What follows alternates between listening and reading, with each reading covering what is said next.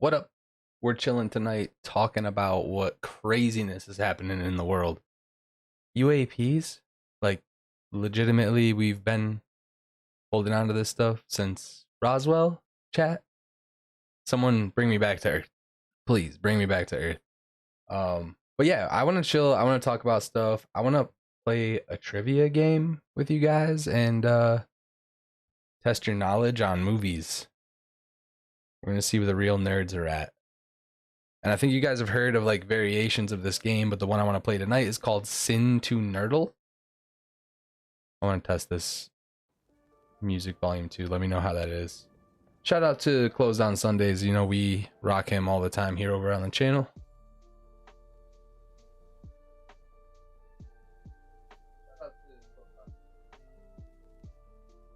Yeah, so if you're here, even if you drop an emoji or something in the chat, you are going to acquire the KYBER points. I don't think YouTube is capable of knowing whether or not you are a live user versus someone in the chat here. So just say what's up.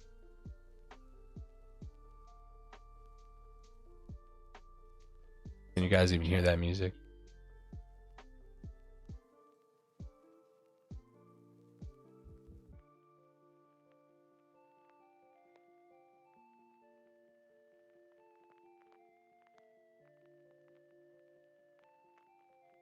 I'm a lot louder than it, but even if I'm doing this trivia game by myself here the first couple of times,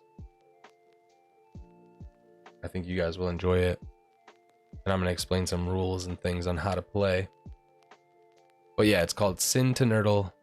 It's basically a movie puzzle game. You have to align, there's 4 or 5 movies that you need to find in each puzzle. I have like a list of them down here. So The Dark Knight, Memento, Justice League, Django Unchained, and Pocahontas. This is what they give you to start with. You have a limited amount of moves, so you can lose, quote unquote, this game. The other cool thing is it shows you like the percentage of people who have completed it today, and there's different game modes. So I'm going to start out on original, which is just the movie title mode, and the other ones like reversal is themes, so it gets a little harder. I've actually never played, so if you're here on the replay, we're going to start trying to do these at the beginning of streams. Yeah.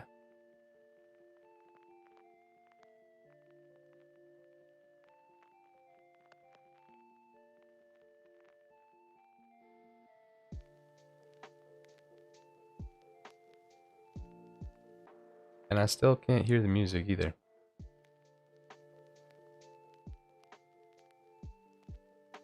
Maybe it's just really quiet.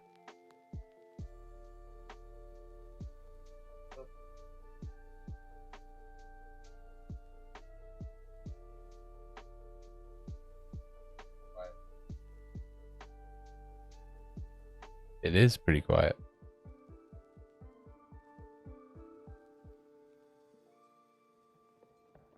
There were people here in the beginning, everybody left, so maybe y'all just want to watch me die in extraction shooters.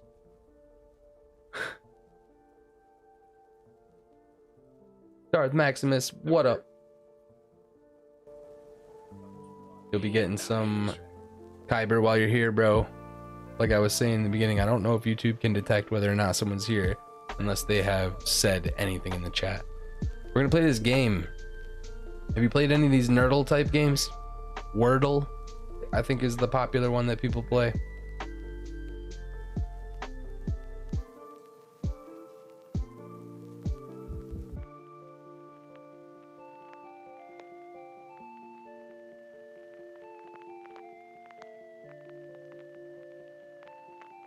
Okay. I think the music's good there. Well, I'm gonna get into this one. Load it up here. So you get 15 moves.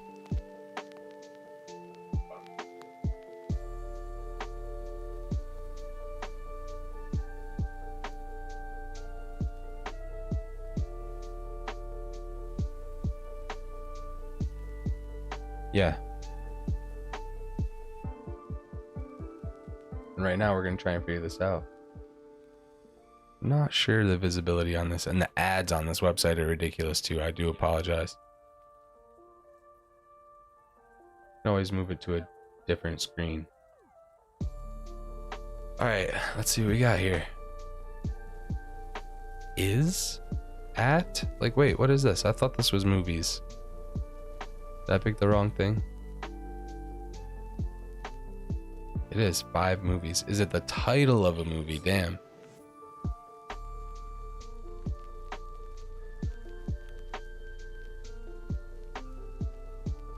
All right. I might not be good at this.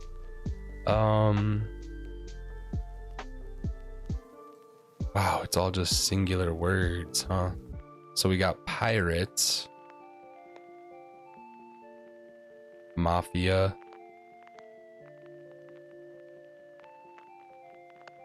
the need for speed has to be one. The need for speed. But we have to move them in ways that are gonna help us. So we could put the, and it doesn't have to be in order, it just has to be like all the words in the same row. So we got the need for speed. Thanks to me. Something about It's a Beautiful Life is the other one.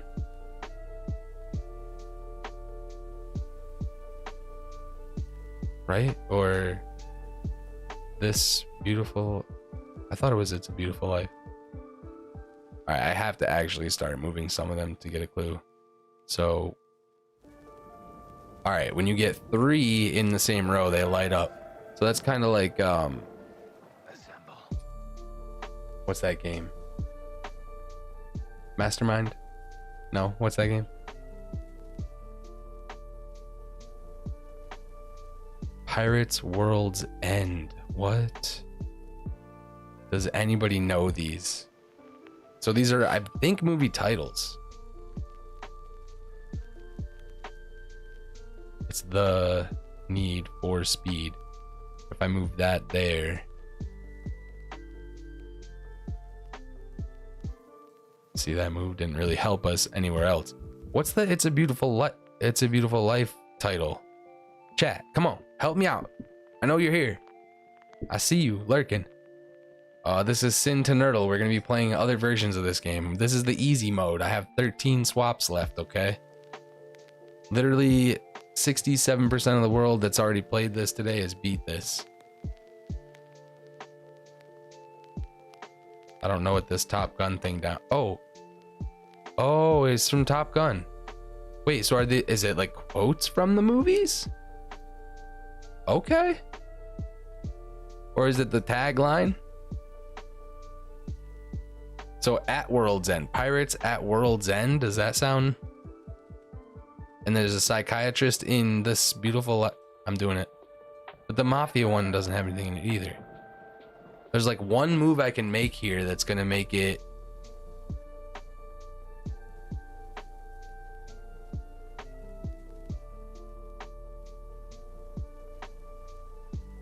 Okay. Pirates at World's End, Pirates of the Caribbean. Okay, what do we got here? We got it. Easy clap. Analyze this. Life is Beautiful. Top Gun. Okay. Yeah, easy. Once we figure it out. So the other one we want to do is Reversal. This one is Themes. I feel like my camera is dark too, but maybe not. All right. Themes. Empire of the Sun, Boyhood, Before the Sunrise. Okay, we have a couple suns. Sunset Boulevard and Eternal Sunrise. Okay, so we have 4 suns in the title. Now we make the moves. Being John Malkovich. I'm thinking of that ending. Thinking of ending things. Yeah. That's got to be a 3. Oh, I thought that would be 2. Okay. Sun in the title. See how that works? Now what the hell are the rest of these? The Empire Strikes Back. Rise of an Empire. Okay. Empire. Okay. They're making this one a little easy here. I'm just gonna make moves. Empire. Okay. School of Rock, Dazed and Confused. Are these all is Jack Black in all of the? Okay, what's another Jack Black? crap. I'm stuck. I'm stuck. Seventh Samurai. I feel like I'm thinking of ending things and being John Malkovich, I think, are in the same category here, along with this one. But what the hell moves here between those two? And Empire. Seventh Samurai? Are these all inspired by the Seventh Samurai? No. We're wrong. Oh shit. Okay, that was just a guess. Oh no.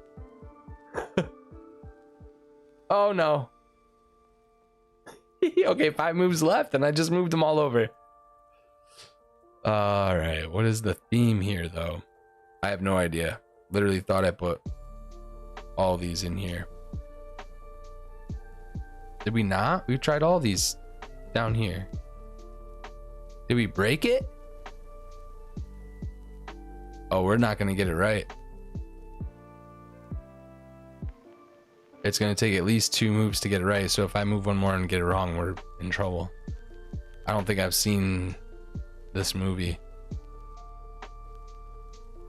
7. Yeah, we're shot. We already tried Seventh Samurai. We've tried them all down there. Oh, it's one of these other. I'm an idiot. You can move the yellow too, stupid ass. Oh, this is tough because I have 3 right in each row. What? Shot. Absolutely shot. Yeah. We're beat. We're beat. What were they? They don't even tell us. Do they tell us the answers? No. Whack. Damn. That was tough. That one was tough. All right. The last one is logical. And there's rules to it. So the rules of this particular one here. Characters in each row are organized by the release date of the first film they appear in. You guys aren't... you're not ready for this. Where is everybody? I feel like my lights are low too. I really do. Bear with me on this. What the hell's going on? It is. Jeez.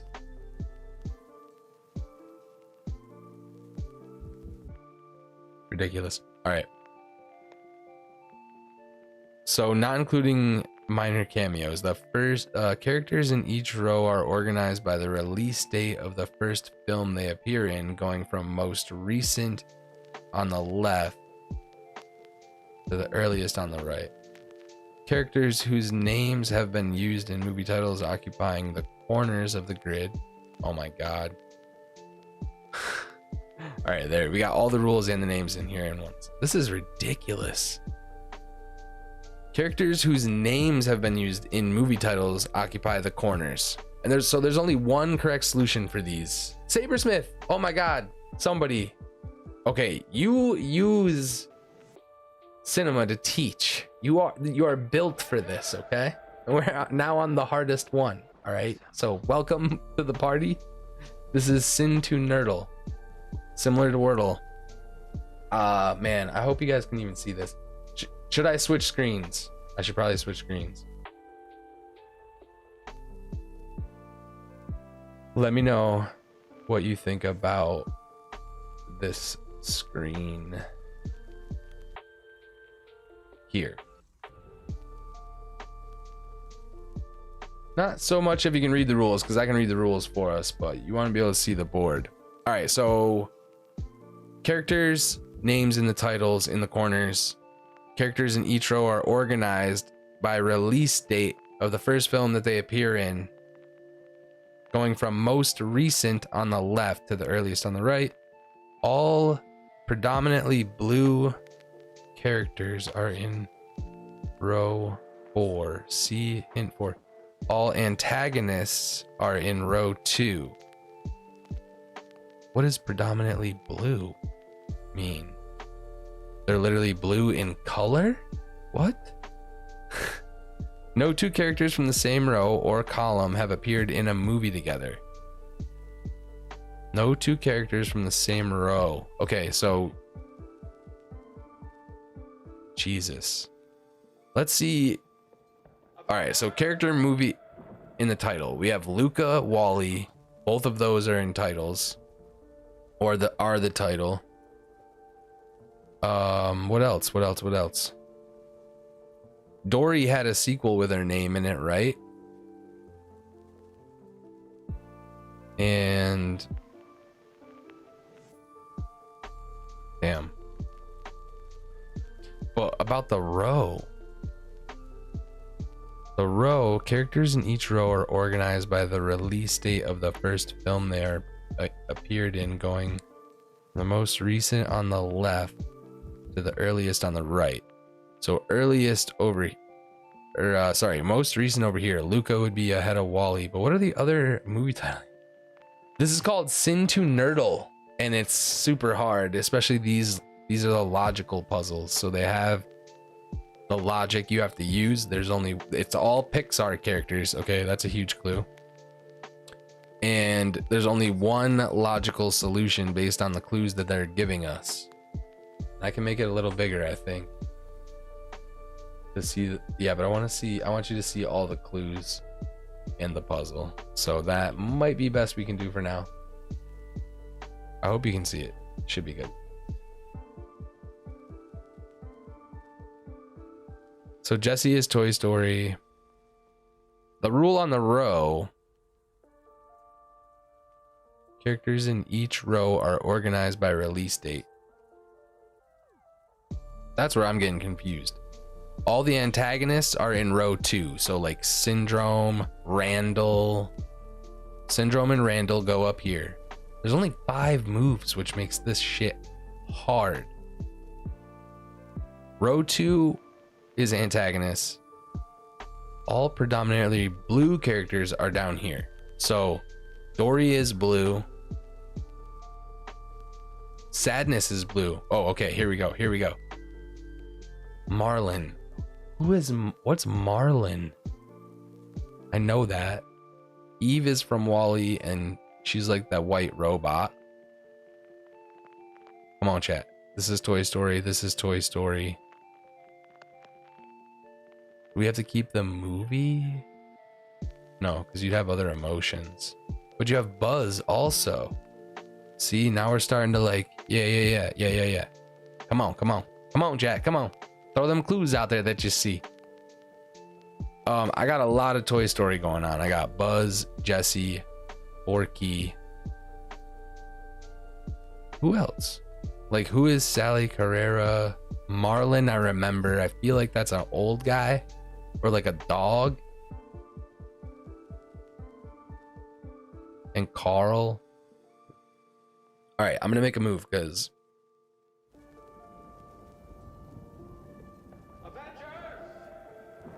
I'm gonna make a move. But wait, is there a Toy Story antagonist that I'm missing? Buzz, Forky, Jesse, Hopper, or Marlin? One of these is like the villain of Toy Story, right? Damn it. I should know Pixar. We should know Pixar.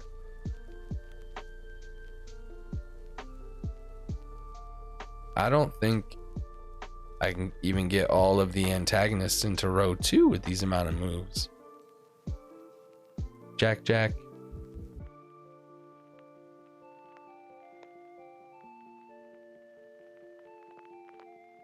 All right, I'm gonna make a move. Buzz is in the title of his movie, right? You think it's that up to date, right? And he would go in a corner, and far left is the most recent on the left. No. Yeah, his movie. All right. I'm making that move because it just came out. I don't even know what that move really meant. We have to get the antagonists in here. I think Marlon was the antagonist in this situation. I think this is all... I don't know why it didn't light up. Oh wait, it says checks left. Oh, you can... Bro, okay. Maybe I'm freaking out about moves. I'm an idiot. Get to check the logic 5 times. Jesus. Read. All right, I'm gonna fly through this. Yeah, so Syndrome, Randall, Eve? Was she not really? I don't know. I'm gonna start moving a lot of stuff. Blue characters. Row 4. You're blue.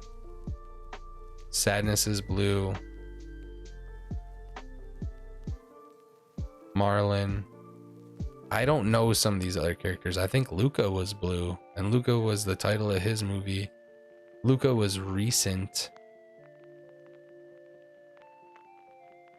Buzz, Wally. What's the other title?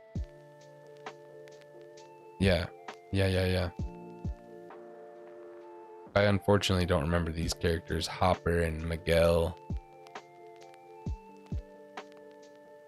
Oh, Luca, I don't think can go here. Marlon's not going in a corner. Forky. Oh, let's just check it. Oh no. Nothing? It gave me nothing? All right.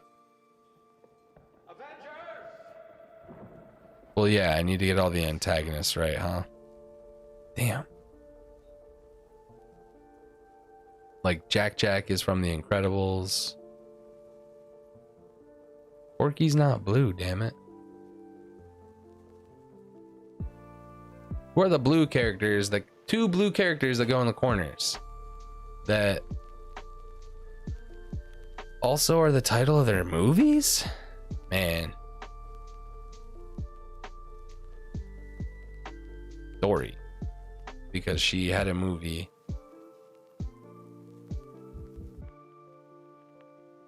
Dory, because she had a movie.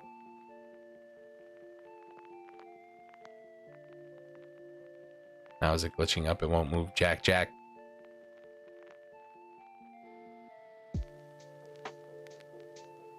It doesn't even give you clues.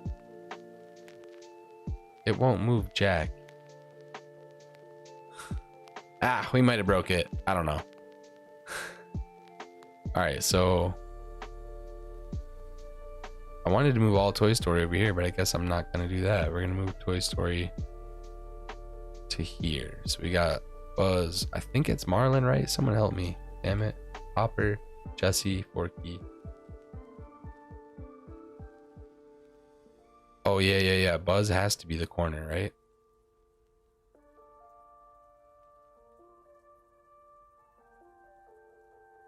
All antagonists. I think I got that too.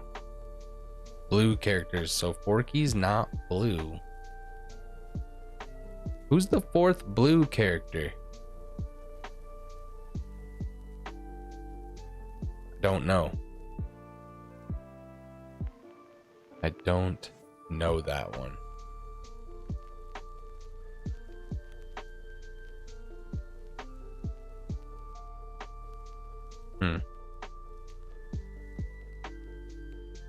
Oh, and this Jack up here being stuck is messing me up.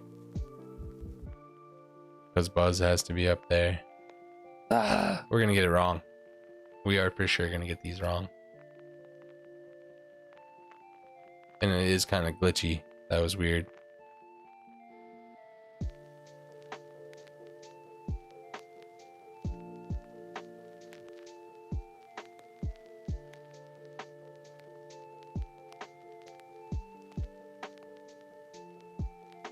It's all messed up because I can't put anybody in this row.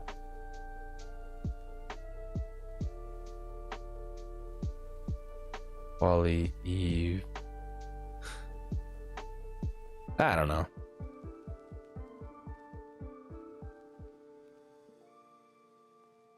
I don't know if it'd even give us the answers.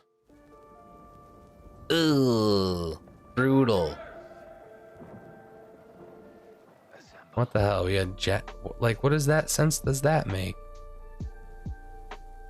The green ones are the ones that they're saying we got right. Characters whose names have been in movies, titles occupying the corners. So we got Wally and Buzz. They didn't even give us Luca. Thought that was the name of that damn movie. But I should have switched it over here because it was most recent. Well, yeah, anyway, this is Cine2Nerdle. Super difficult. I'm trying to figure out what nights are good to stream on, and I'm gonna be starting streams like that. Trying to play that game a little more often. I guess I'm getting a lot of frame issues tonight too, or something, or maybe not. Streamlabs could be lying to me too. Very possible. Yeah, so maybe I'll just get into some gaming. Yeah, I think it's fun. It's a challenge. The first one was kind of easy. I knocked that one out pretty easily. But yeah, it's daily and it kind of changes, just like Wordle. I don't know if you guys play any of these type of brain trivia games, but I wanted to talk about the UAP situation too, man. Have you guys, do you know who Jeremy Corbell is? I might just start reacting to like some YouTube videos because this shit's crazy.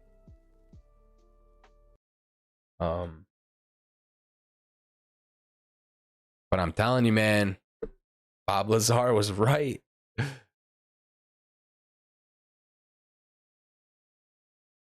I don't know. I've been following a little bit of this, and a letter was written by, like, basically the equivalent of a senator in Canada to their equivalent Secretary of Defense, basically saying, hey, you might want to prepare a statement for the Canadian public, because when the US makes any types of announcements, it's could be a matter of national security. UAP is the new term they're using for UFO. It's like unidentified anomalous phenomenons or something like that. Unknown anomalous they changed the names, but basically shit's going down, man. There's a whistleblower who basically told people that the government has UAP crash recovery programs that have been in place since like the 1940s. And we're talking Roswell. We're talking that scene from Independence Day where the president's like, no, none of that's true, blah, blah, blah, blah. And the other guy's like, well, Mr. President, that's not entirely accurate.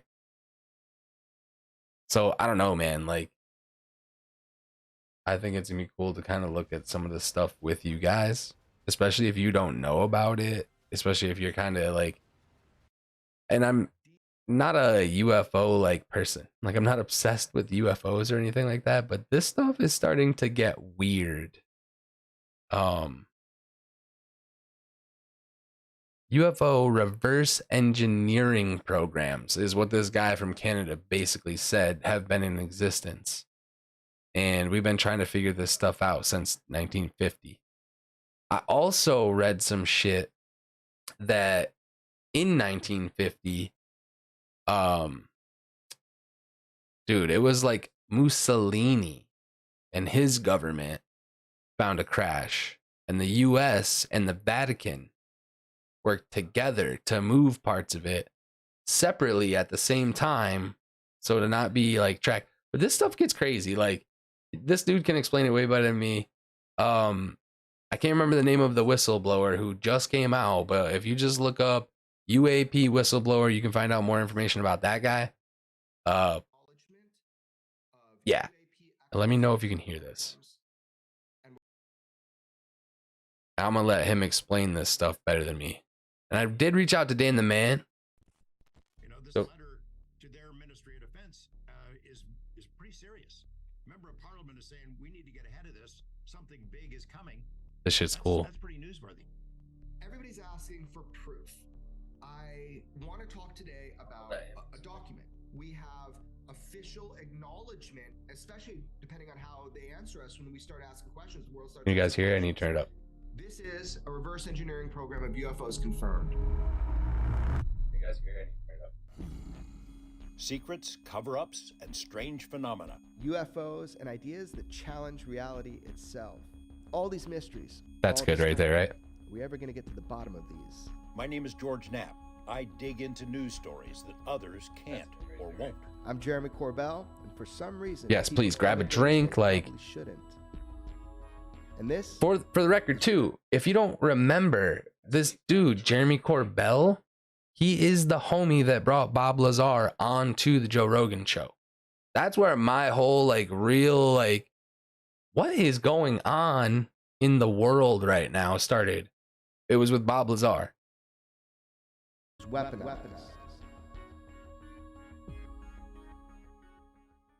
But yeah, this guy knows people in the government, sort of higher Special ups. Edition, maybe. Jeremy, why are you bugging me at home?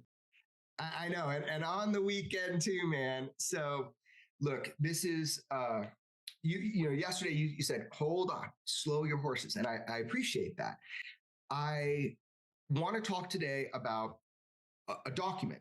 And you and I have gotten a lot of documents sent to us over the years, and we're still fleshing them out. Sometimes it takes years to flesh them out. But this one is current. He's too hyped about and this what's too. Interesting about it is the implications. Now, I know you and I have a lot of work to do. You've talked to me about that. We have a lot of work to do to vet it and verify it. But I want to talk about this document because what it implies, this is the closest thing I've ever seen to direct acknowledgement of UAP exploitation programs. Hold on to your butts. We're talking about in a Five Eyes alliance, which is the 5 countries that we are out. Do you know who the Five Eyes are? Give a 1-1 in chat or 2-2 if you do not know. 2s if you don't know who the Five Eyes are. 1s if you've ever heard of that. Allied with within the Canadian government to their equivalent of the Secretary of Defense. This is going to the aliens are Secretary about of to start Defense, lifting things up basically and the putting them Defense down. Minister of Canada. You've read the document, so before we talk about what's in it, which we should read some of it, what are your initial impressions when we were sent this document, George? Well, it's from a real guy. He's a member of Parliament. His name is Larry Maguire. He was, I did some background research on him. He was first elected to Parliament in 2013. Okay. He was born in Manitoba as a father, grandfather, very conservative guy. You could compare him to maybe U.S. Representative Tim Burchett in terms of his political philosophy. He's been interested in the UAP, UFO topic for a long time. He wrote his own op-ed piece a year or so ago. He's been mentioned in other coverage as having meetings with American officials, former defense officials, people like Lou Elizondo and others. He has an interest in this topic. So him writing a letter to their Secretary of Defense, it's real. It's. He's going to drop a lot of names of a lot of people I don't know. What he's basically doing is comparing this Canadian politician to some of the more conservative American politicians that we would know by name in order to basically tell us more about this guy, because he's not the type of guy that just goes off the rails about shit. Significant. But the content is, wow, it's off the chart. So maybe you want to pick out some of that and explain what jumped off the page and what he was saying that really grabbed your attention. Yeah, and some of this we're talking about for the first time. I mean, we've gone through it back and forth a little bit, but I want to be really clear that there have been documents sent to us in the past that we are still vetting. One in particular is explosive, if real, but it's been about 5 or 6 years. We're trying to figure out, because it came from a less clear avenue, and also the classification of it. We're not exactly sure, although it's not marked in a way. This one is absolutely clearly 100%. He brings up quotes and stuff too, so just a memo. So what's inside we can talk about it all. Was so explosive to me because of the previous knowledge that you and I have. Now, we obtained this and we're going to release this, but we obtained it through multiple individuals. And that's what's so interesting. And if this guy's going crazy about it, like, second time we're like, huh. Not much gets him hyped. He's very skeptical about all of this. Okay, let's pay attention. So yes, what dude. It says, I think we should just like put these it on guys the are from the future. and, like, read it and then talk about what it is. They have seen the firing of KK happen. It's not that long. And let's talk about it. But the essence of it is this. This is my read on it.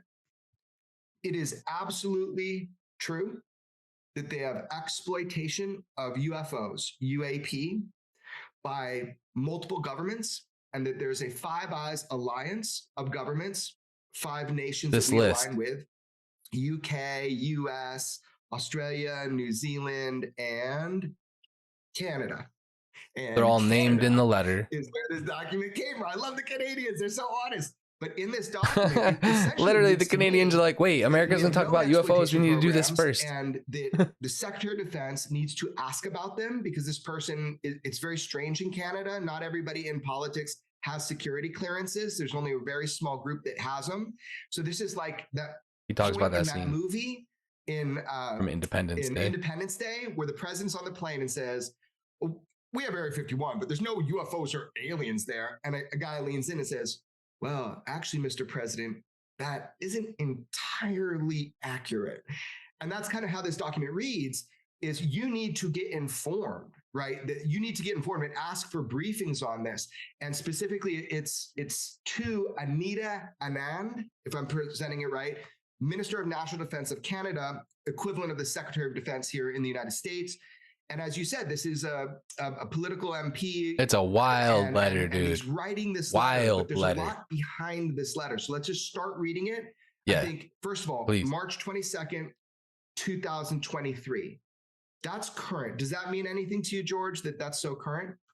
Well, yeah, there's a lot going on right now, both in not a lot of people talking about in other countries. High-level discussions behind the scenes about, hey, how are we going to deal with this UFO UAP issue? Because it's a lot of information is coming out. So I think a lot of these elected all officials at are once. wondering. This is because our government said they're going to make an announcement this summer, if you guys remember that. And they're trying to game it, to figure out how to get ahead of the game. And that's pretty clear in what Larry Maguire expresses in this letter to their Ministry of Defense. Right. And also that this is, I mean, that's less than 3 months ago. So they're aware of all the hearings. They're aware stuff is the letter was written in March. The way this reads to me is there are programs that we have been involved in, reverse engineering, UAP, and we got to get the Canadian information out there. Otherwise, we're going to be kind of stuck, losing public trust. We need a communications plan moving forward. You need to get read in by whatever means necessary. And we'll talk about that. But the title, let's go to the title now. Defense Research and Development Canada in possession of recovered UAP material. In possession. So what do you think, George? That's a cool title. So, I could see members of, and to be clear, the UAP stuff is stuff that is not from Earth, or they can't identify it. Based on all the information out there in the UFO universe that's flowing around right now. What struck me about this is this guy has some really specific things that he says in this letter. It's interesting. Let's paragraph 1. Let me just read it and then let's talk about it. It has come to my attention. And by the way, just so everybody knows who's writing this is Larry Maguire. He's the MP. Again, an MP. I'm not knocking this guy, but as a skeptic, he's just a politician who's been told some things or seen some stuff. One of the biggest things that are pushbacks for the current whistleblower is that who's to say he wasn't convinced and that the people putting him in these situations weren't lying to him. This dude said that he talked. I don't know if he's the one who said he talked to the extraterrestrials, but there's firsthand people saying they had discussions or have seen them.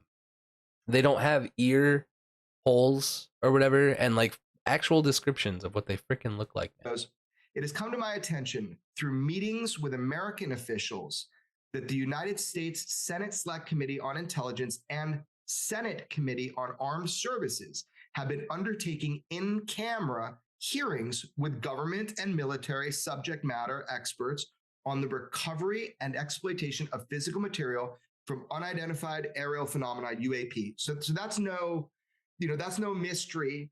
Where he is saying that he knows that our Senate Committee on Armed Services and Senate Select Committee on Intelligence are having, and that's interesting and important, in-camera hearings. So he's, that was my first question when I read this. How does he know? Who told him? And this kind of gives us some hints. It's people within these two programs meeting with American officials that the Senate Intelligence and Armed Services Committees are looking into this stuff, that they're all hot on the trail. Now, does that mean that Larry Maguire, has met with his counterparts in the U.S. Congress, the Senate, those Senate meetings? Do you know the answer to that? I do know, and we publicly know that it was Dr. Sean Kirkpatrick that said that they had a Five Eyes meeting or alliance, right? And this is stuff I've never heard of. What was so shocking the to Five me about Eyes? Dr. Sean Kirkpatrick like, saying that sounds like some new, Illuminati shit. Is that you and I, George, both know there's a paper trail to the Five Eyes Alliance, these countries' alliance, on the UAP issue explicitly documents. So it's an actual thing through by our eyes, as well as conversations we had. It kind of felt disingenuous to say they were just having those. Good for us.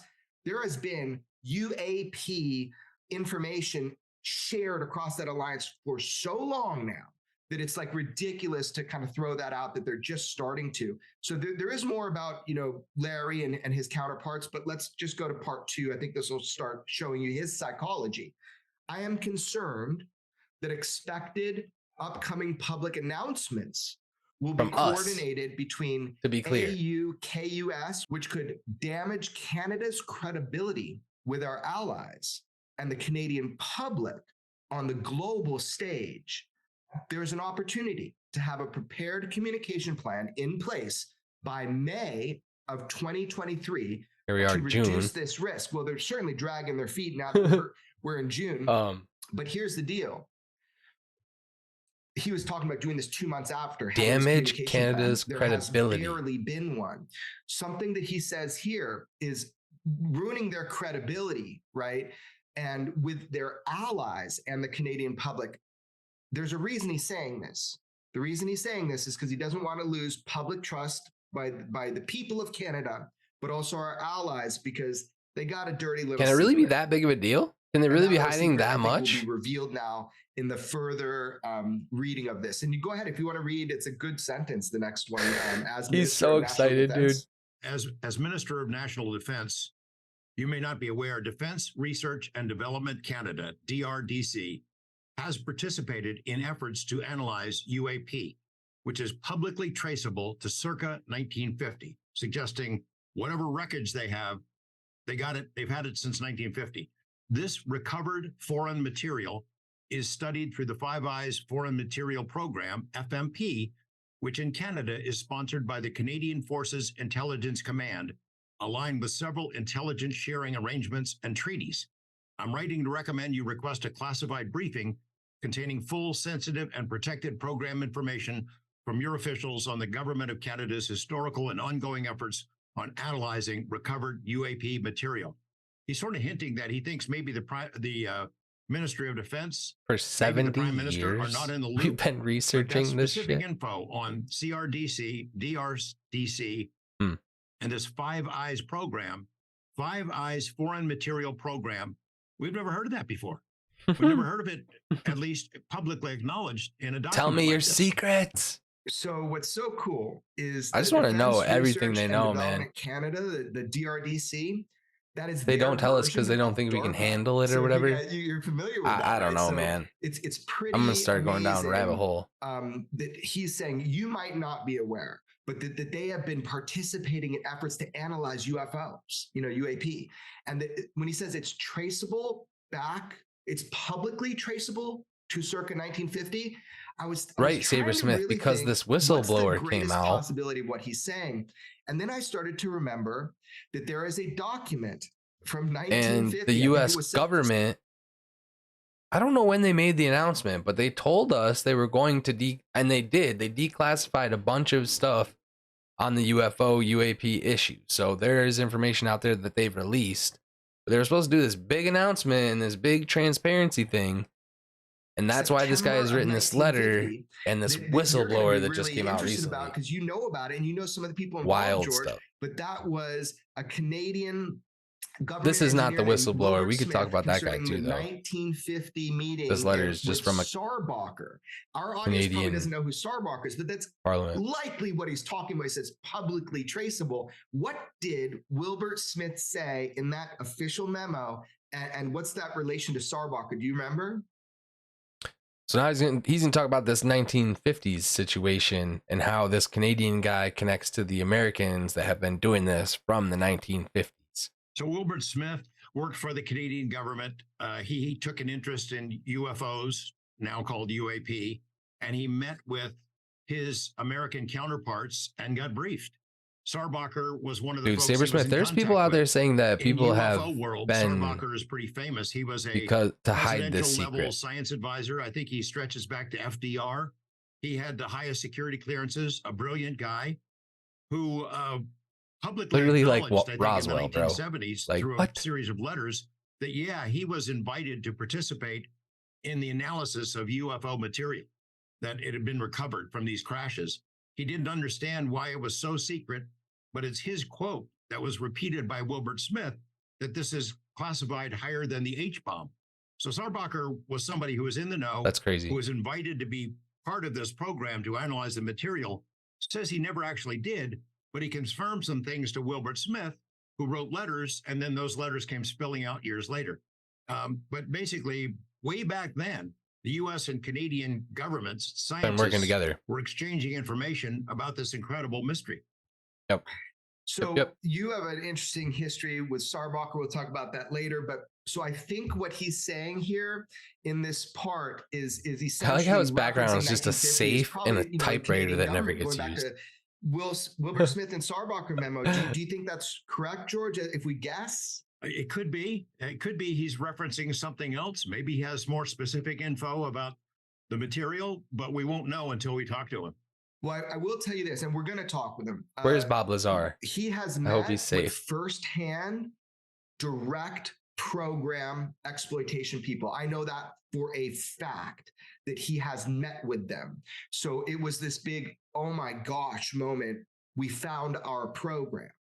We found our UFO exploitation program. So this is almost like a defense system, this letter. It's like, whoa, we better get ahead of it.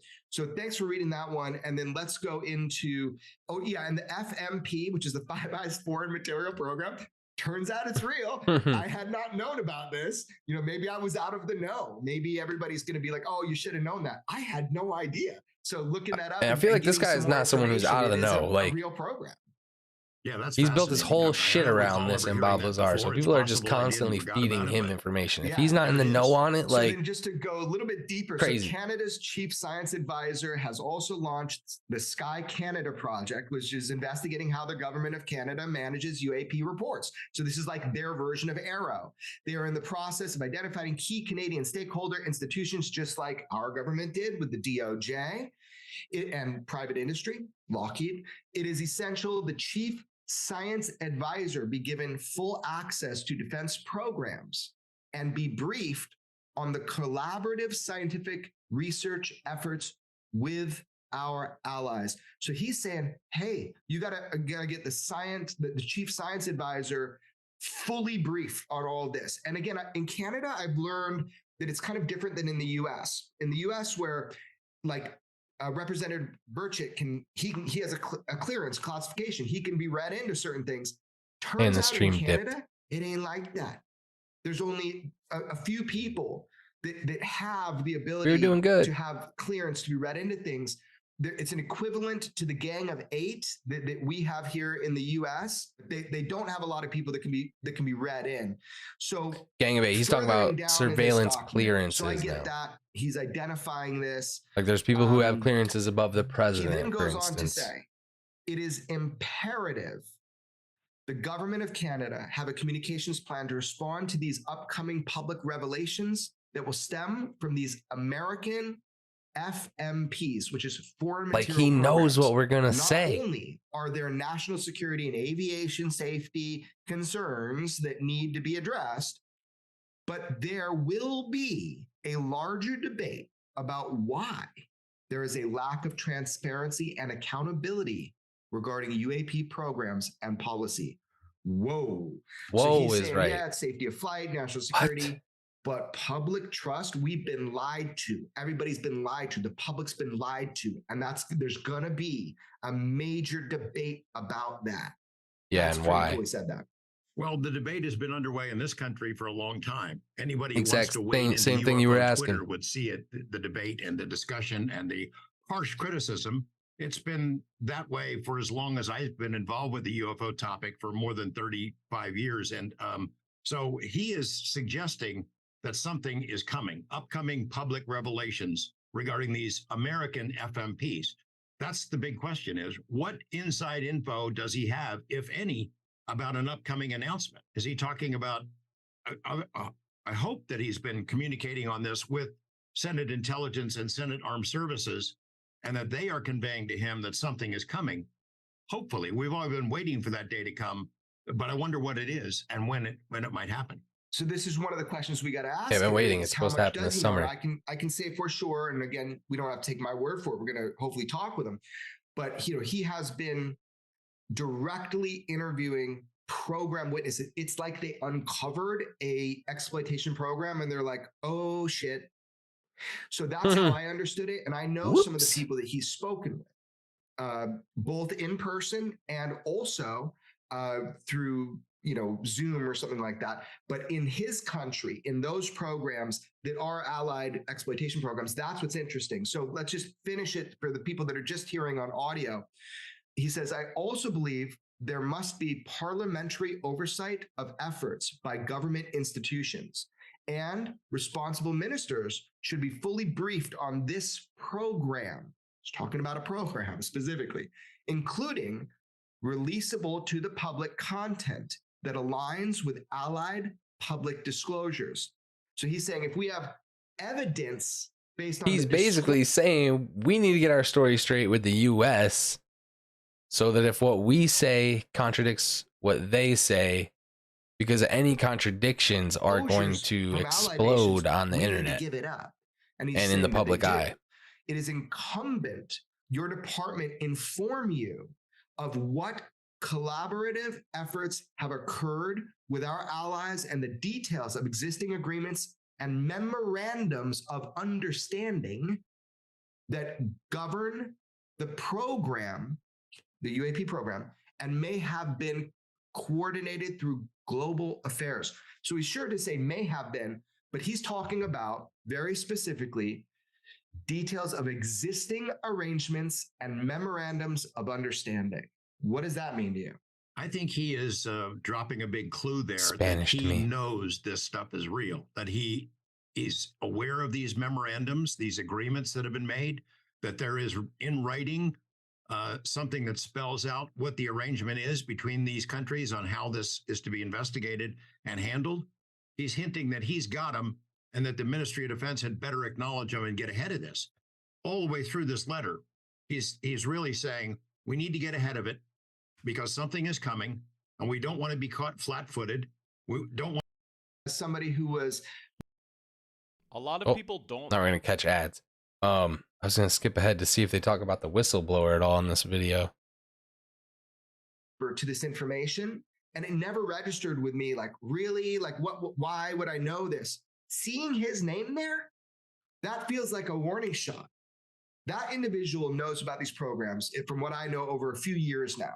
That individual knows about these exploitation programs that are coordinated through Five Eyes and with Canada. So putting that person on this as a CC feels to me like a shot fired. Yeah, I feel the same way.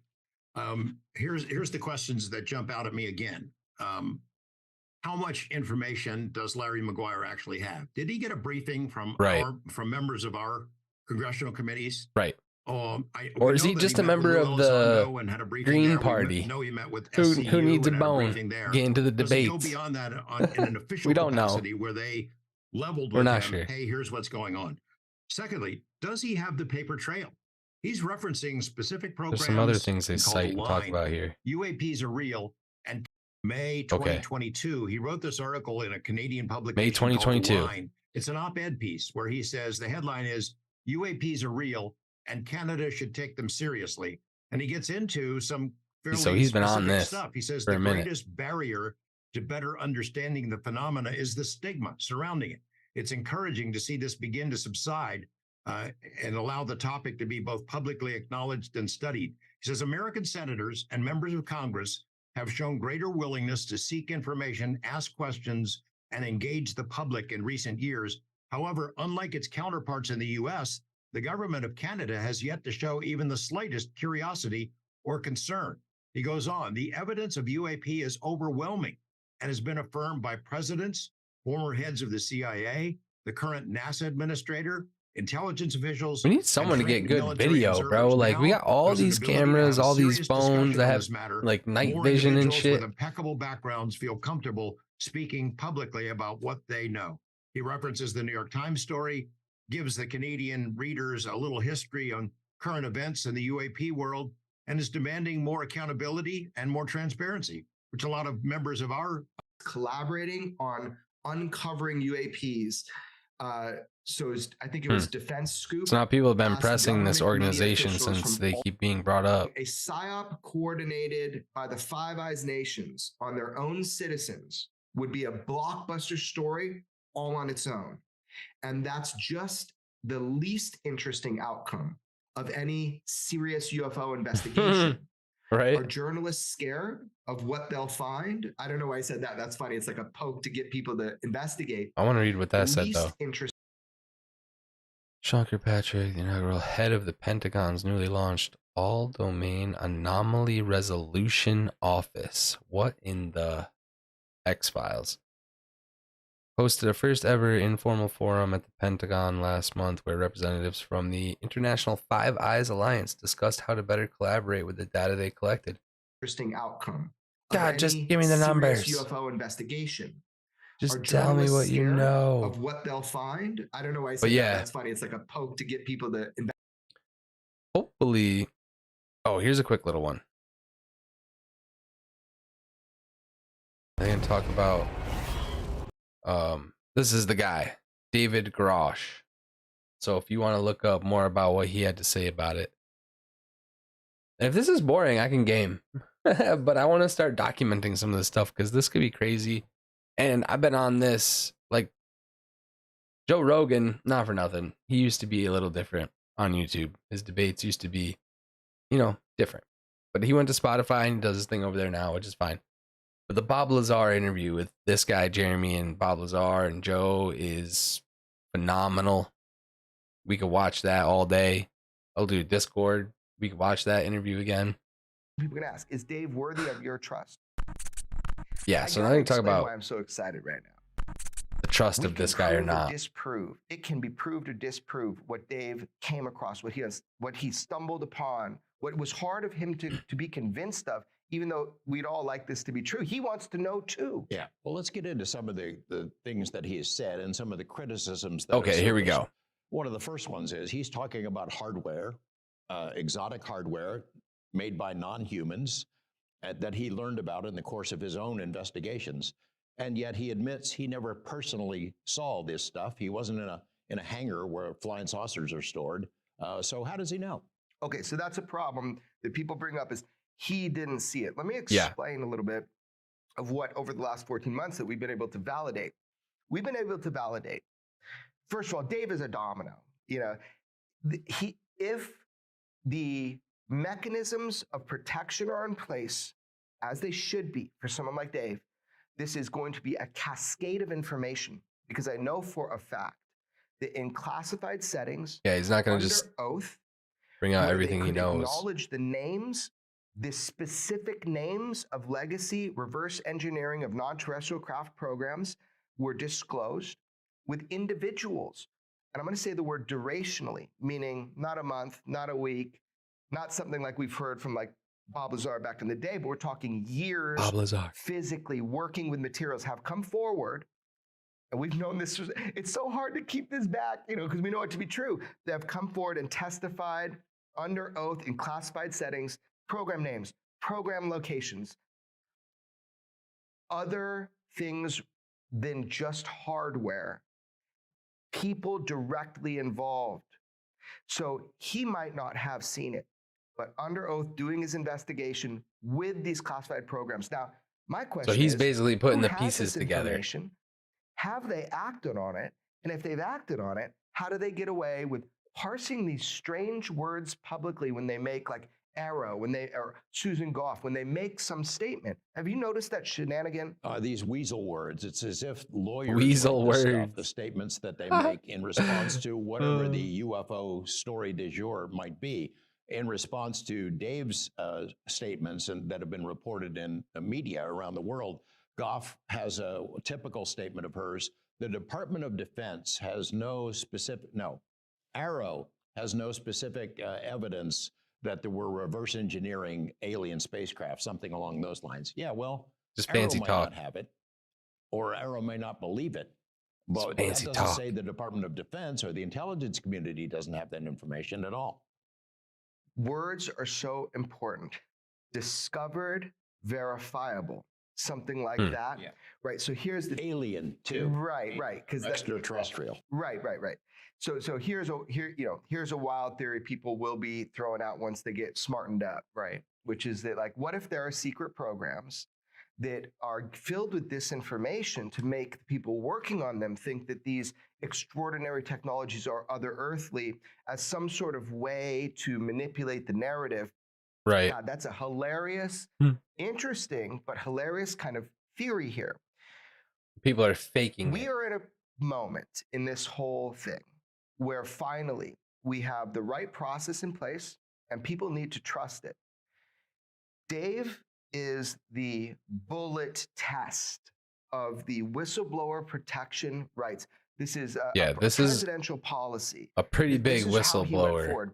When he came forward, Arrow, and we don't even know half of what he knows. I can tell you, I know directly that Dr. Sean Kirkpatrick, is fully aware of the base understanding of what Dave Grush brought forward, and that there are other people in those programs willing to talk. Now, my question is, and I've gotten different answers, would Dr. Kirkpatrick and his office have the authority, the need to know, maybe, but the authority to follow up on that concrete, hard evidence of physical locations of hardware and beyond storage facilities? Would they actually go? Does he? Would he? Do push they have these the clearances places to have access to the kind of information Dave has shared behind closed doors? Could you imagine Biden is the first president to see an alien body in Area 51? To the coin of intelligence. There's clearance and there's need to know. Golly. So the authority comes from need to know. Now, I would say they do have a need to know, but not everybody is convinced that Arrow is going to do the right thing because of these public statements. A lot of these dominoes, a lot of these people that have direct firsthand knowledge, why do they come to us? The majority of which people don't know publicly. Why do they do that? It's because they do not trust this process yet. But how Dave Grush's account is going to be treated is going to pave the way for if things need to come to journalists or if they need to go through the official process. It would behoove the DOD to treat this properly and to stop whoever. Let's see if I can find what he said. Because I don't know how much is what he said and how much people are taking from. Oh God, this is it. He just like goes on an interview and lets it all rip. Transgender. It sounds. Just let it rip live.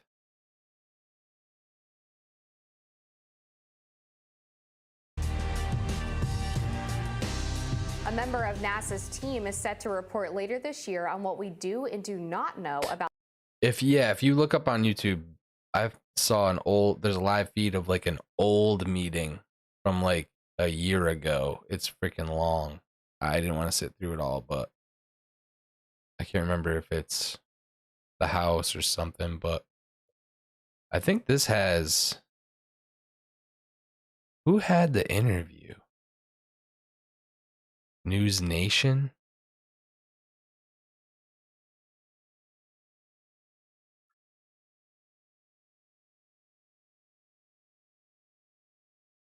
Is this the full interview? Bombshell of claims course not. from a military whistleblower. UFO wreckage recovered by the U.S. kept classified by a secret government program for decades. Tonight, a world television exclusive you will only see on News Nation. Welcome to Elizabeth. And he decided to go to the press every night. First. Because their whistleblower protection programs are trash. Exist. The U.S. government found quite a number of them, and they are indeed of non-human origin. Those are the exclusive allegations This will be from a good. former intelligence officer tonight in a whistleblower You guys remember the Tic Tac video? General is taking very seriously. 36-year-old Air Force veteran David Grush is exposing what he calls a top-secret military program that has reportedly found wreckage of fully intact UFOs. Fully The intact. government now calls them UAPs, or unidentified anomalous phenomena. Wild. For years, there have been whispers and rumors that the government had aircraft of non-human origin. Of course, it wasn't him talking there. I thought it would be. This report is the first evidence it might. We're all going against the wind. The wind's 100. Oh yeah. Okay. Here's this clip. We're all going against the wind. The wind's 120 knots from the west. Oh my gosh, dude! Wow. We have all seen these blurry videos of unidentified. That moment right there when they're celebrating and going, "Wow!" They were able to lock onto this thing at the speed that it's moving at, and it's like a couple of feet above the water. Phenomena Task Force, recently renamed the All-Domain Anomaly Resolution Office, or ARROW.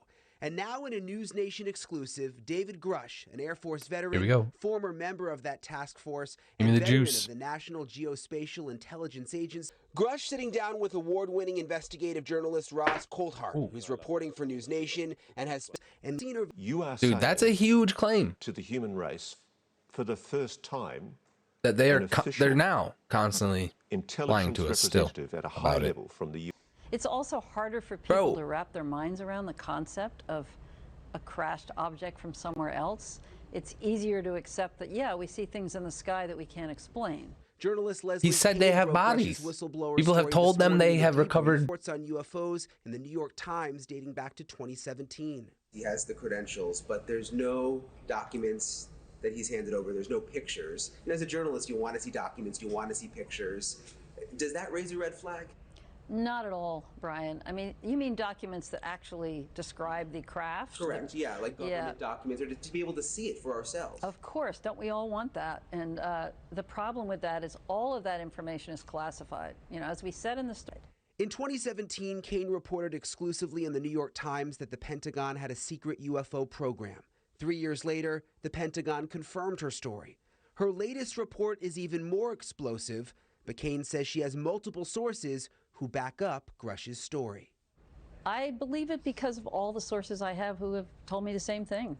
So who am I to doubt these very, very high-level people? I love it. We're like getting into the leakers of for decades. The UFO have stuff, done their like work, the actual and they're UFO all stuff. telling me the same thing. I mean, We ain't I spoiling think there's movies some no kind of more. Conspiracy among all these people who don't know each other to make something like this up. So I've got to be Unrelated You're sources not coming to making her. this up. This is not a lie.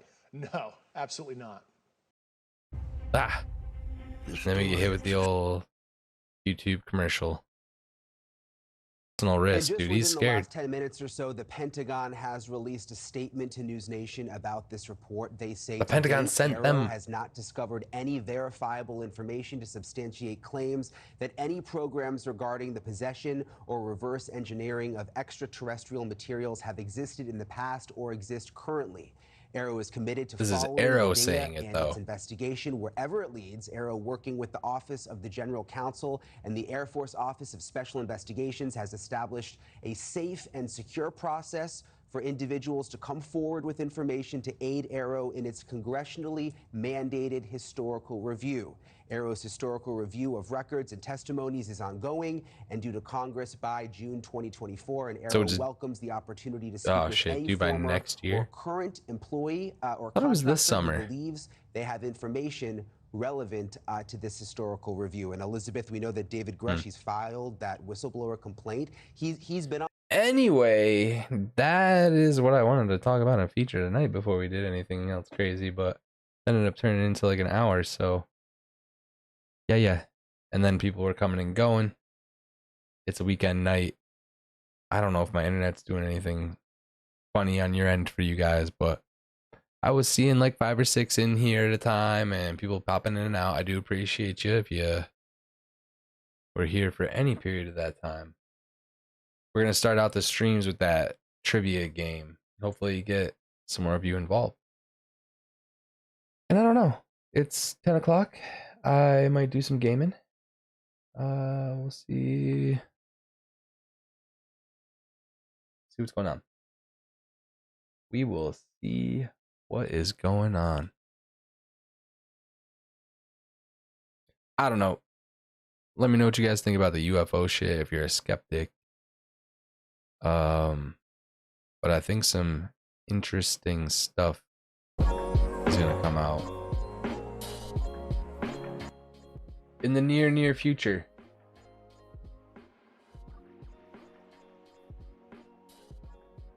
What do we want to play? Late.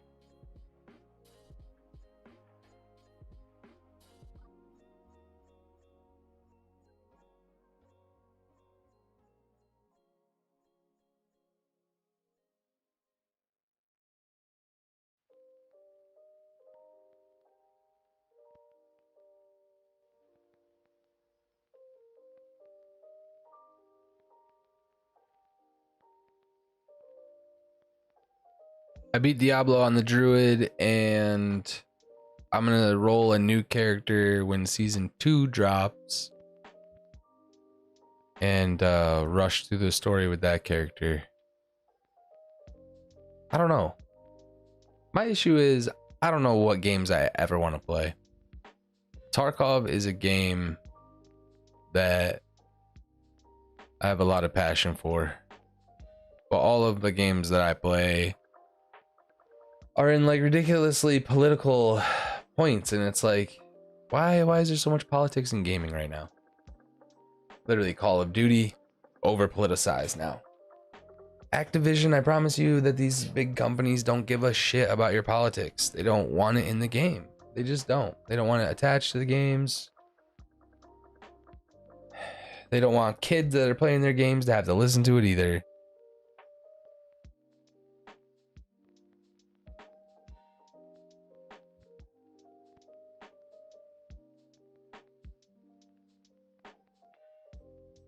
Yeah, so I might run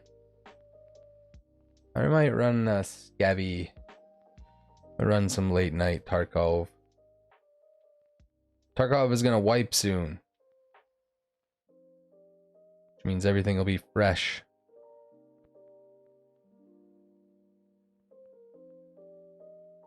And I really don't know why Streamlabs keeps telling me that the frames are doing weird things, because I'm watching on my tablet and everything seems good. So, but I'm gonna grab a drink. We're gonna do some anxiety gameplay when I get right back here.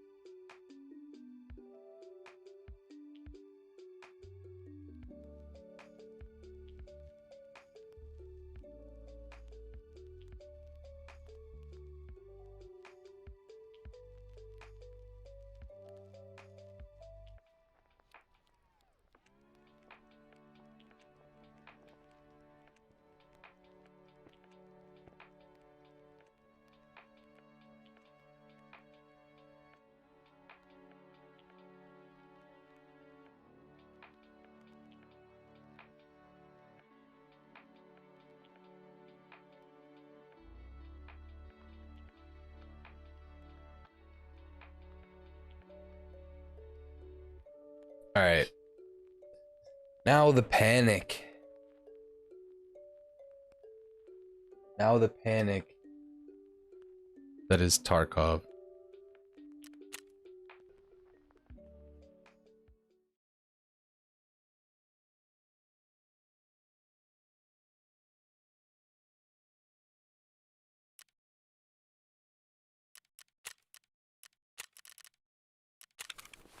Distraction shooters.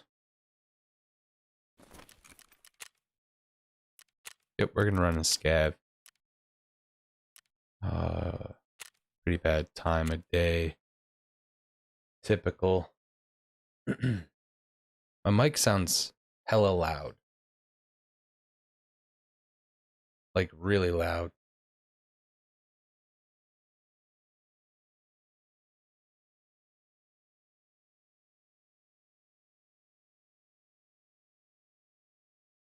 I should change the thumbnail and title.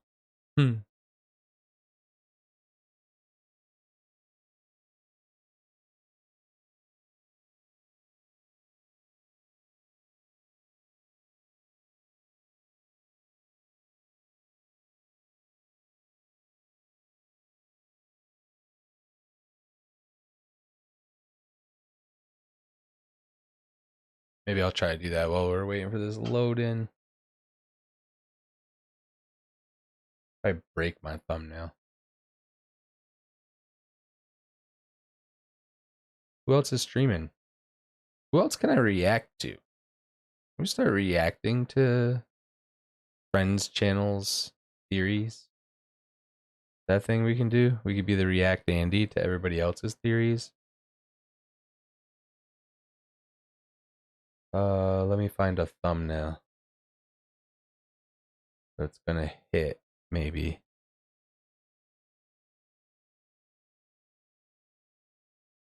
Oh, why is that one not work? Okay, I guess I'm not using that one.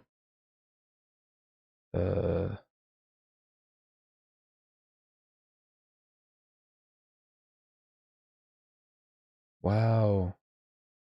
None of these are the JPEG size thumbnails. Spidey, what up? I'm switching thumbnails and getting into Tarkov. Just spent the better part of the last hour talking about UAPs. If you're familiar with the UFO developments as of recently.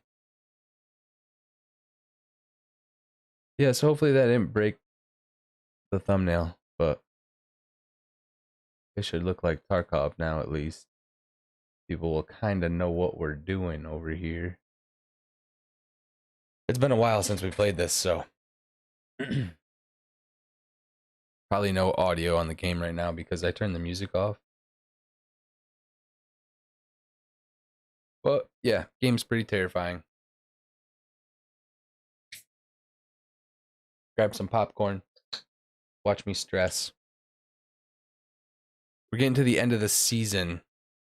Mike Porter! What up? Now everybody shows up after we just watched all this really dope UAP footage videos from Jeremy Corbell. Alright, this is a scav. Our life doesn't really matter, but it would be cool to get out with some shit.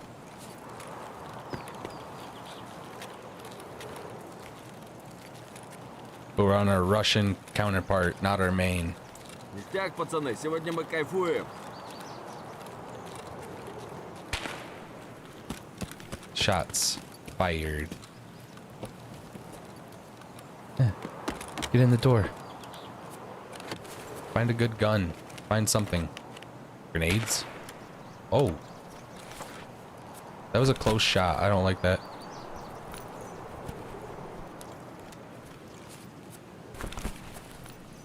So this month, this game should wipe.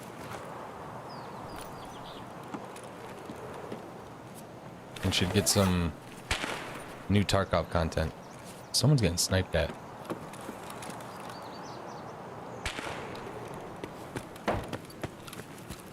Who is that? Who is getting sniped?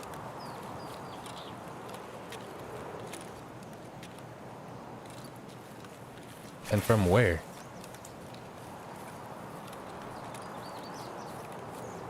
I want this game to be the main game I play so bad, but it is so freaking hard and demoralizing. And to be able to put together a stream for like 3-4 hours while also staying positive about your abilities is easier said than done.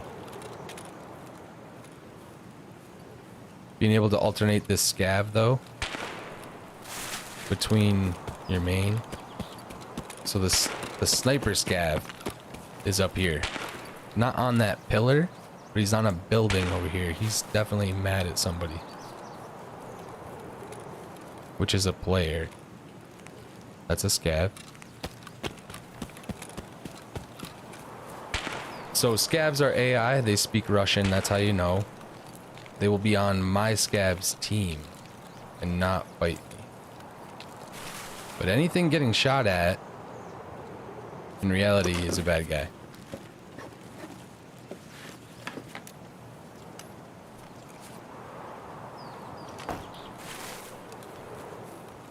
Your PMCs have good headsets on that allow them to hear better. Oh, we have nothing right now. We got some shitty level 2 armor. Well, let's go get involved. We'll probably die. We'll see what happens here, chat. Drop a like for my life. Oh, buddy.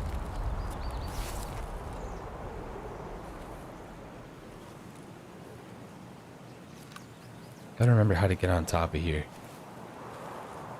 Oh, there's a way to get up on that roof.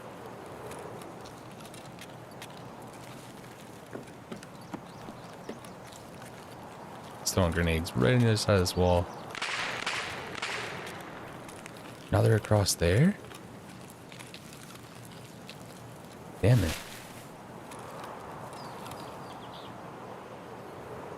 Alright, so definitely grenades at my 6. And someone across the bridge over there. Damn it.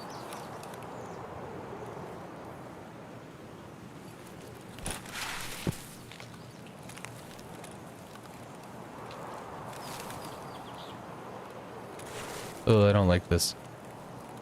Do not like this.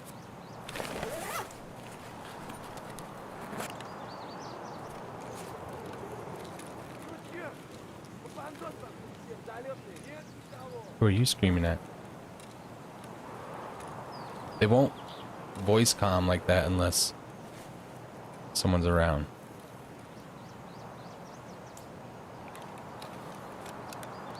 I think they're gonna come out of this building as soon as I walk around here.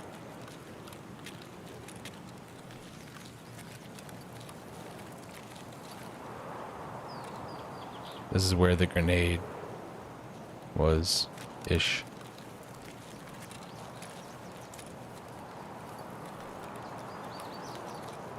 Chat, don't shit your pants, okay? It's rule number 1 in Tarkov.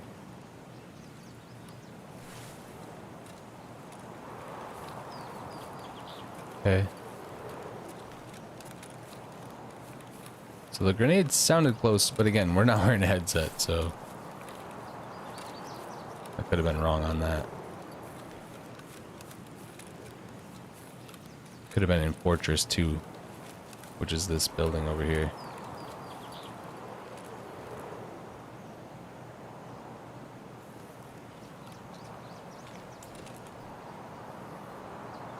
So hard to tell if I hear anything.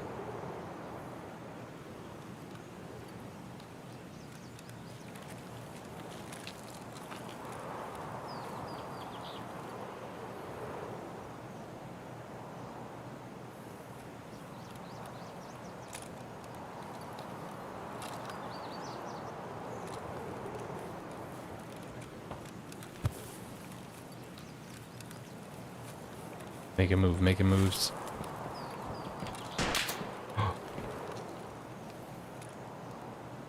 Fucking just shot at me. That was at us.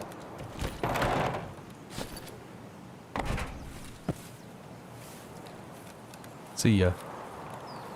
No thanks. Literally sounded like it was at us.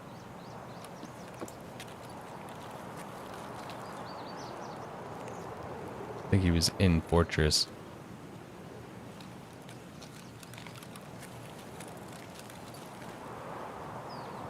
This this gun will tap some people up.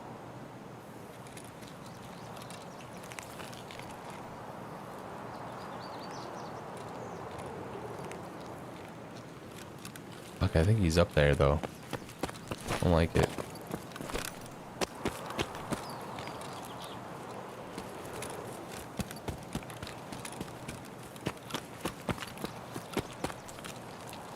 I think I'm gonna sprint into somebody here in a minute. Oh, there's a body.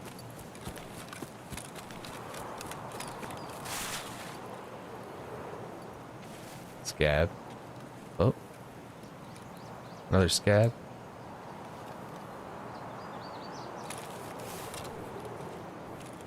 This sun's not making it easy.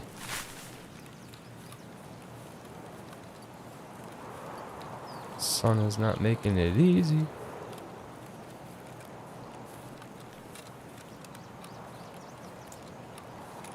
Shit, I didn't even check my extract. Old gate.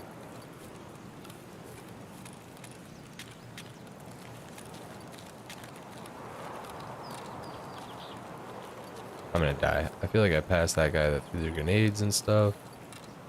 Just come up behind me, surely.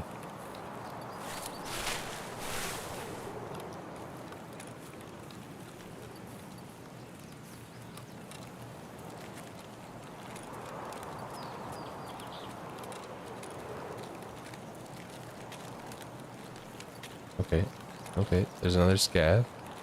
That's good. Little scav army going on now. Okay. Yeah, you go in there first, AI. You go die first.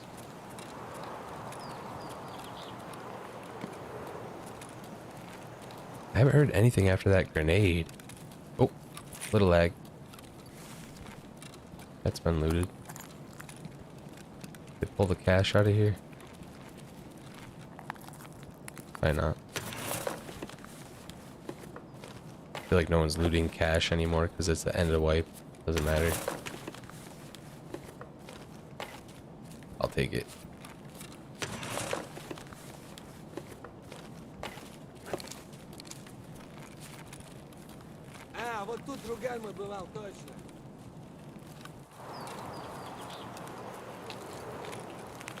All AI here.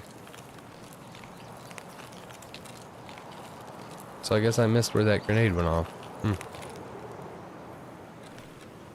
That's shitty.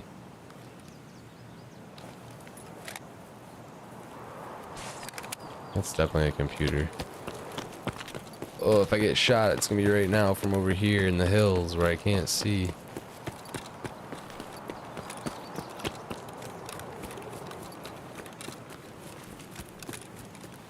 Basically trying to race to the extract here. Later, Porter. Appreciate you, dog.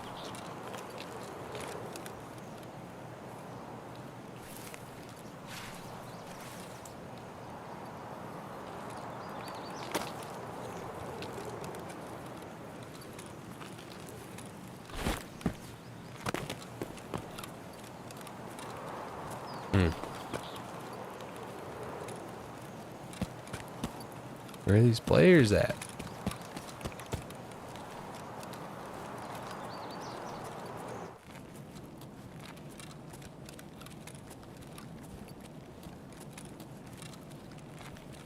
Nowhere to be found. I already left. Oh.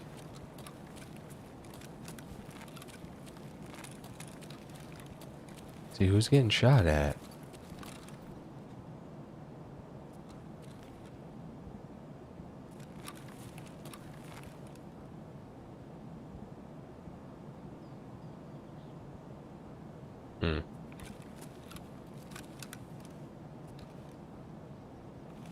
I'm basically down here by the PMC extracts. They're coming through. They're coming through this way. Somewhere.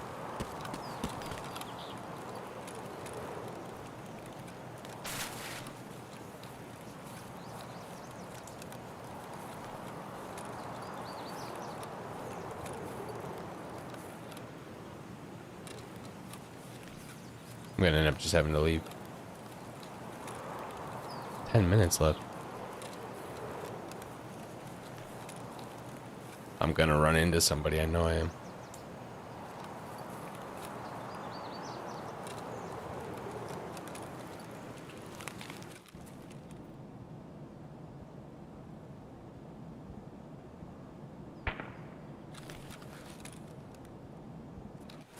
Telling you, this guy's still coming.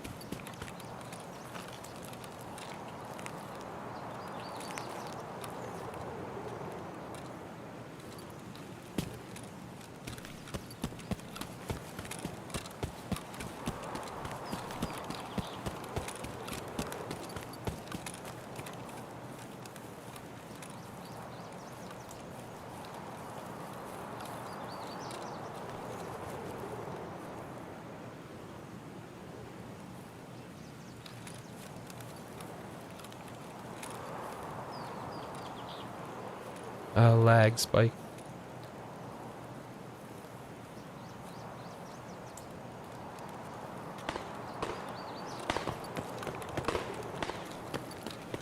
Damn it.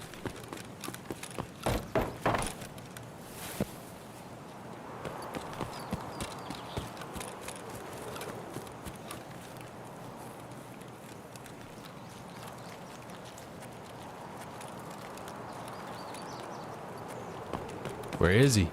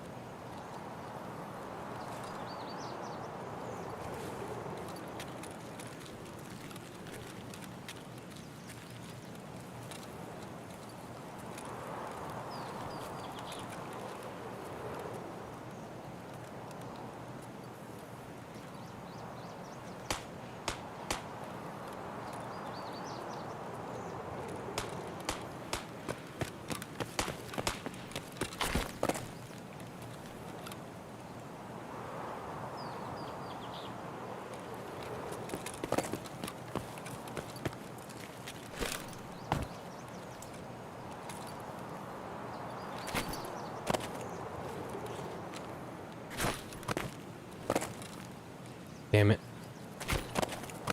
Can't make that jump.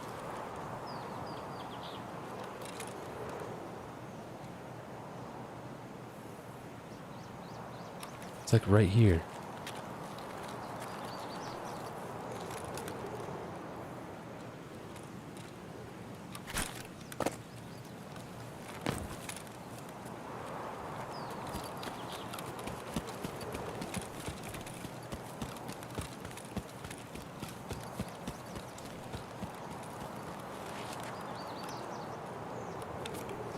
Yeah, we can recover some bodies, I guess.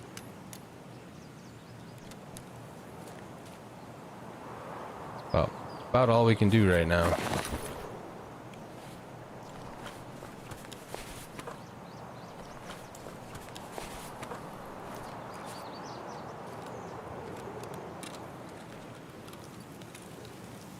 Sometimes people are still in here.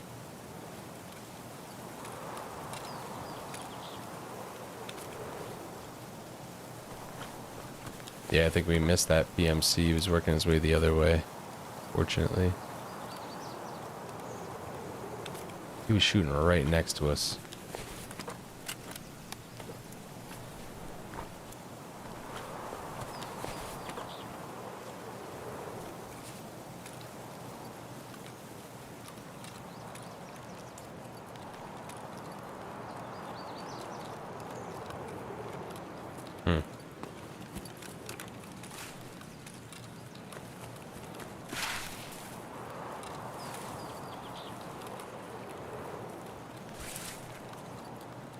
PMC had a juiced gun. Or that scav had a juiced gun. I think that guy was right here. The other side of this damn fence.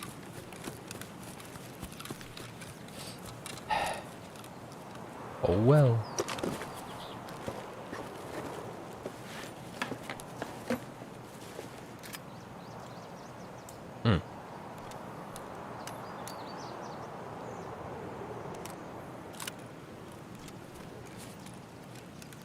think this is my extract right here.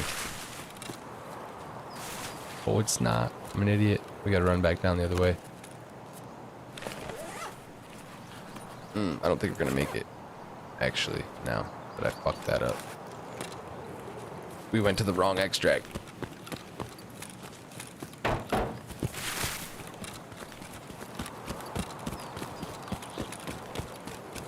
We gotta run all the way back down where we were. Shit. Shit.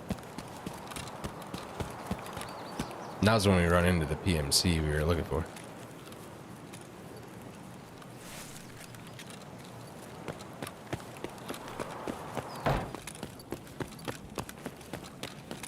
Just gotta sprint.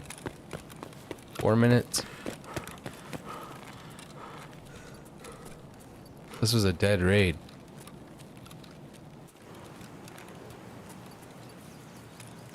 Feels like everybody got out before we got in.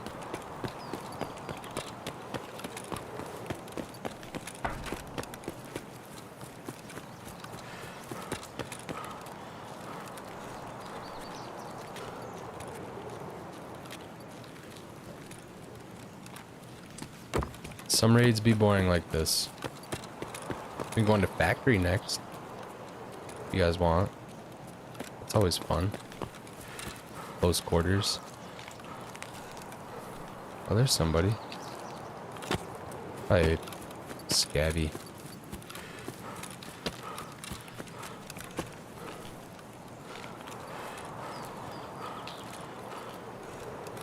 Maybe.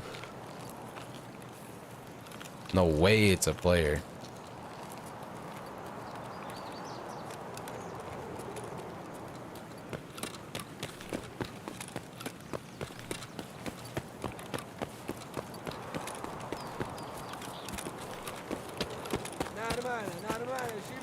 Интересно, до скольки сегодня скупщик работает? What up, dude? Dead raid. Чё за хрень? Yeah, got exfil here too. Yeah, it was just me and that one other dude the whole time. Whole time. Super fun. Yeah. Well, Tarkov, you survive. It's really all you can do. We'll throw on some random shit and go into like factory and mess around. What up, Maximus? Thanks for lurking. I don't know, some of these nights will be weird, and like I feel like a bunch of the West Coast people will come roll through eventually. But I just gotta be live more, is all. Just gotta be live more.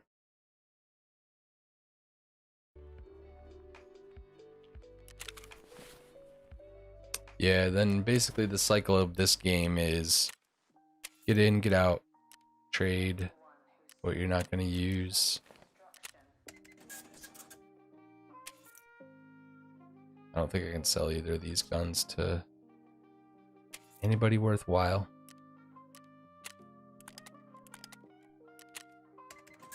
Usually June's when they reset everything in this game.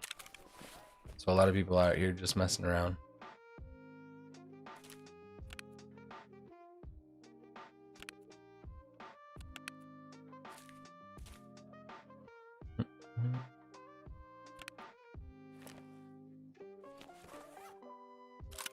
I really just like have fun running with not great kits, trying to see what I can get off people. I'm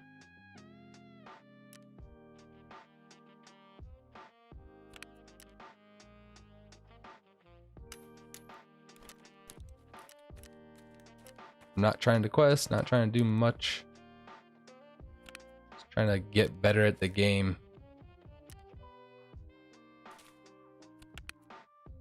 Yeah, man. I'm gonna get better at this game. That's the plan. We need a wipe to happen though, so we can jump in early and often. It's a problem. Everybody gets so far ahead of you gear-wise, and then you're just like, cool. Guess I'm a Timmy now for life. But I'm gonna bring in this Keter. Little Keter gang. Oh, we can do that. Do that. Selling all that shit.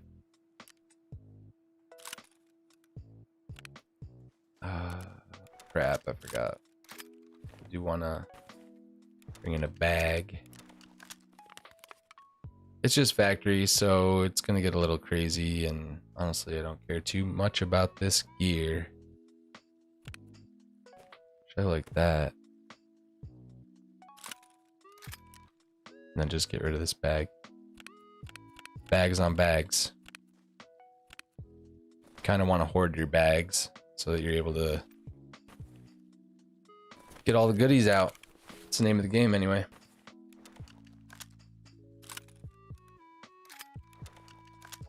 Post on Sundays has vibes that aren't just Star Wars.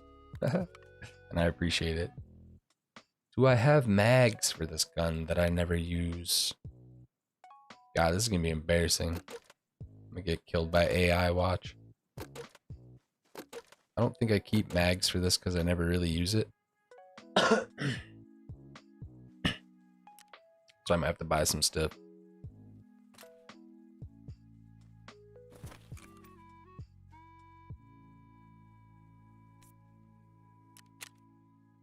Buy like 2 more.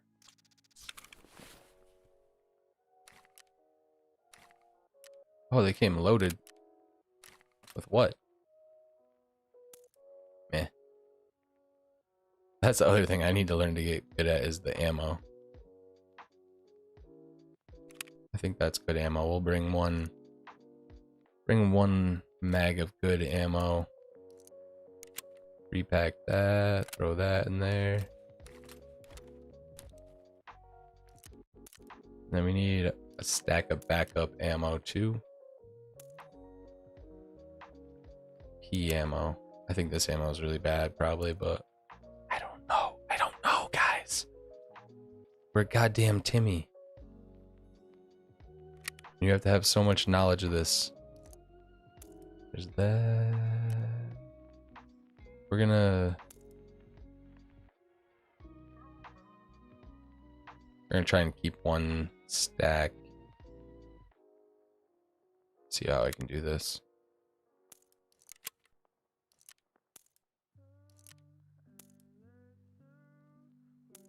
All right. 1 fast reload. 2 backup reload.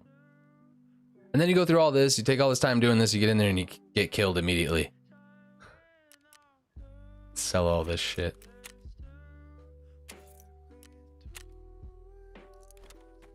You pick up a task too, see what those are. Ooh, shit.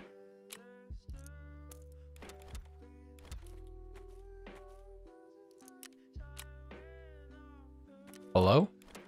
I clicked the wrong button. Don't mind me. I'm gonna see what some of these tasks are. Nice, that sold for 50k. Let's go. What? Who knew? Who knew? Not me.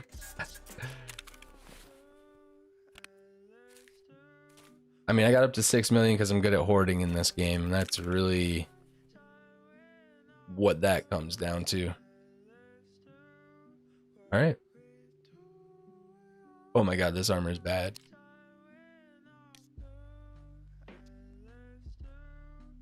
It's like level 3, I think. Some stages in this game, the armor you wear, it doesn't even matter. Like, the ammo everybody has now. Just gonna get slapped. Oh yeah. Let's see what these impossible tasks are. Eliminate operative with a thorax shot. What's the weekly? Eliminate 25 scavs for more than 50 meters. No shot. No shot. Find and transfer. Oh. Wait. Oh, wait. Ah. I'm missing one of those. A Marlboro.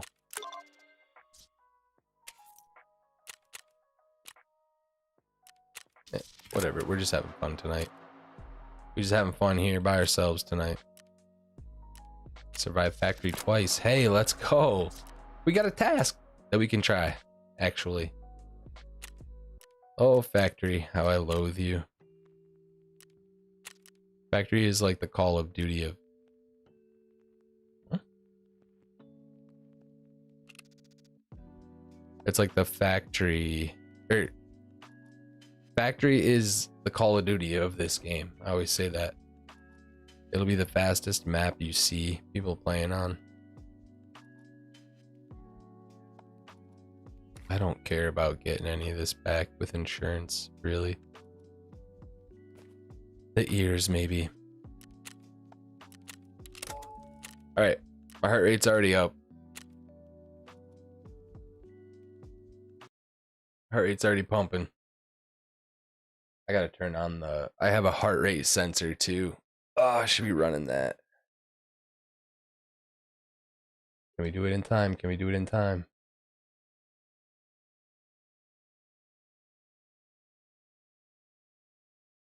It's cool. It links to my Apple Watch. Real time. Should get to see the panic.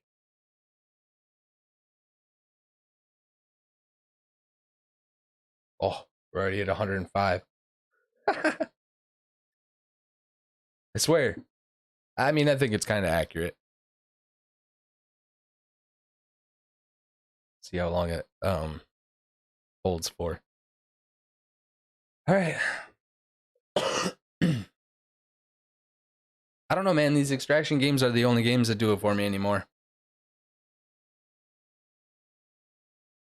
I've been corrupt to the point where there's no going back. Okay. See how shitty of a spawn we got. There will be action, I promise. Could be over quick.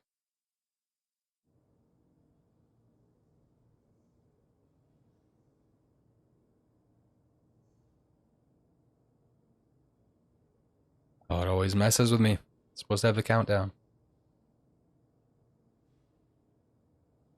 Knees weak, arms are heavy, palms are sweaty. It's gross if you knew the pressure that this game puts on. I feel like people feel it sometimes. All right, here we go.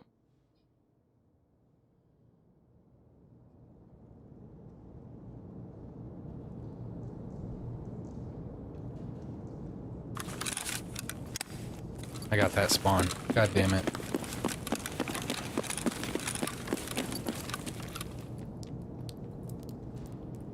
And when you get the spawn in the hallway, you run the other way.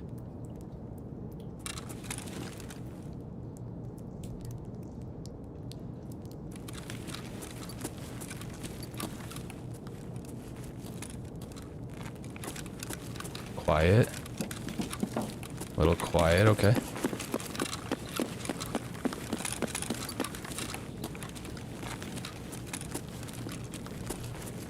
I like being underground more.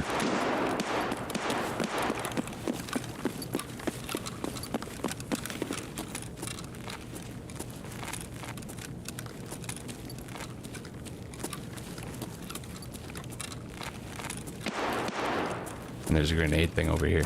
Give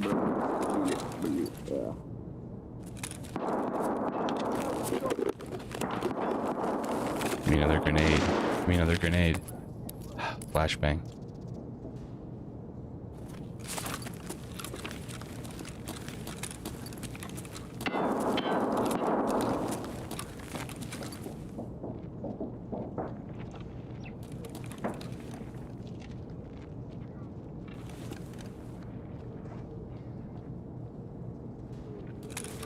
Someone's looting the bag up there.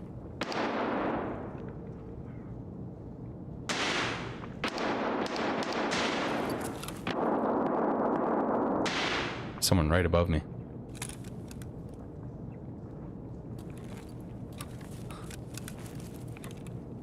Literally is right above me.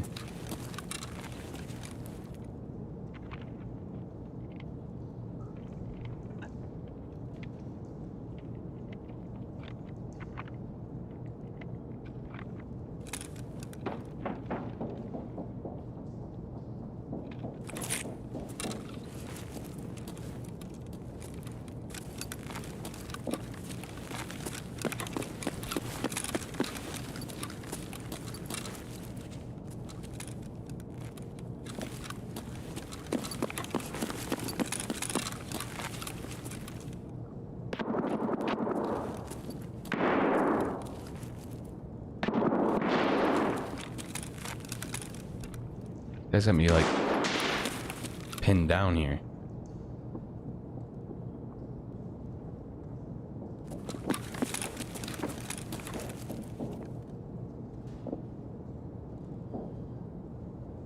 Where is he?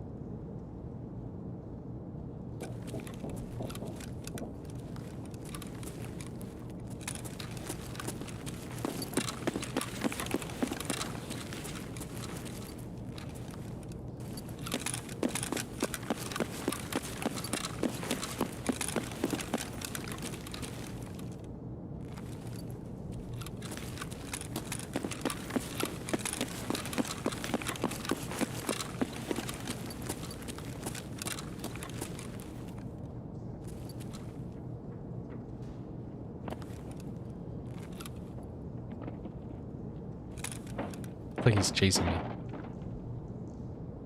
It's a Chad or something.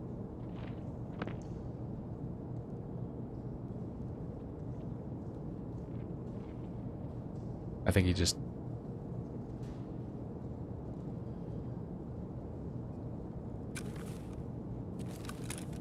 feels like he's chasing me.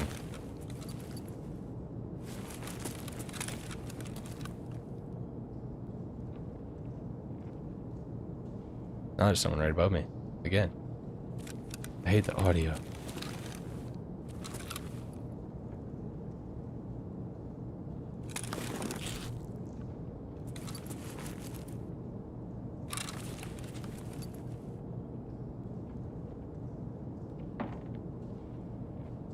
Do it.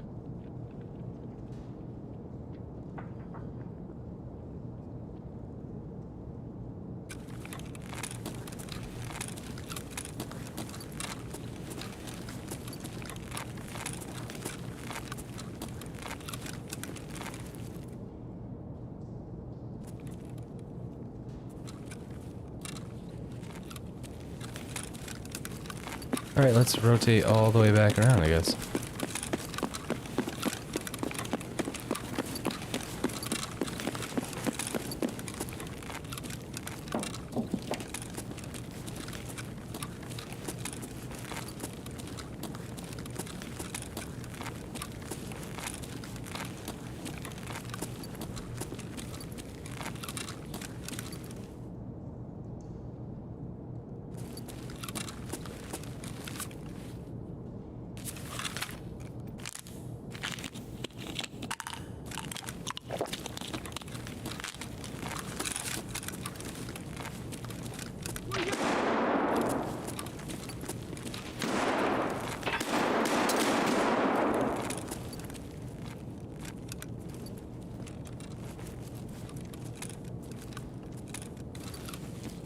Oh, he's in this container behind me.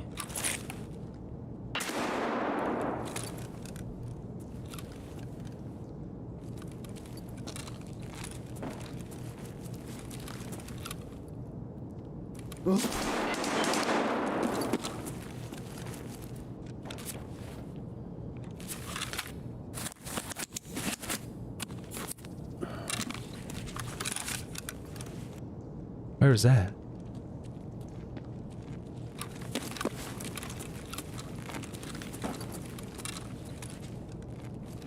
Oh, I saw them. They're both up in the... They're both up in the catwalk working together. It's a two-man squad. Two-man squad up in the catwalk. Scumbags. Absolute heathens in the flesh.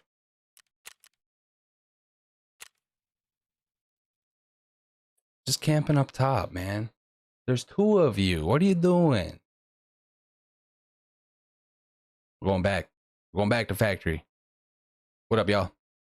Late night Tarky. Heart rate just flared up a little on that one, huh? I just looked over, saw 130 something.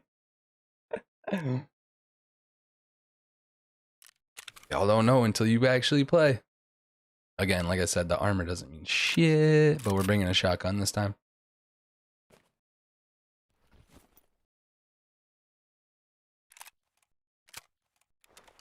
And really, Factory is the only map that I'm like even decently familiar with, so the Umpy Dumpy should run the ump too, actually. I'm gonna do that. The ump is fun. Shotgun's fun too, but I got a flashlight on this guy too, so that'll be nice. Now figure out what to do with this shit. All my armor is so juiced. I've got like all this random level 4 and 5 armor laying around. So funny. I literally hoard everything. This is a boss mask. Knight. Didn't kill him. I have killed one of the bosses. They travel with 3. This is Knight. One of them is Bird Eye. He's the sniper. And the other one is Big Pipe. And I'll let you guess what kind of weapon he carries. It's big and it's a pipe. I think it's like a little thunk grenade launcher type of dealie. I gotta figure out if I just want to empty this crap in here and just wear this and not bring a bag, since we're just going shoddy. See, now had I had a better angle on those two, I could have lobbed a grenade up there. That would have been sick. But yeah, you go through all that prep and then die. Then we go through all this prep and then die. I'm not going to tell you how many umps I have. It's embarrassing. It's more than 5. FMJ. Ooh. Also, I might reach out to Dave, the old monkey hero. I know he's been playing this. Ugh, look at the ammo. Low on ammo.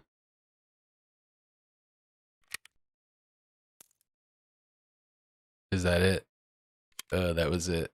That was it. Okay.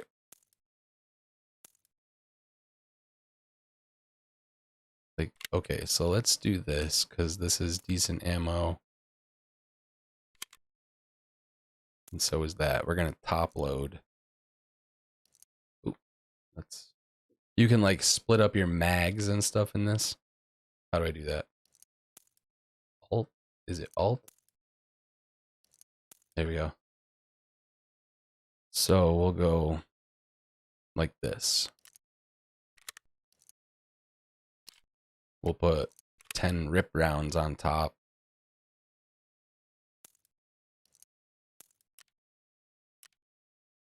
And then same thing here. We'll put 10 of the AP rounds on top. So we don't go in super expensive in case we just get shit on. And then I'll load that mag next, and then that mag. And we can move all the random ammo down here. You know what, actually? Pistol backup. Heals.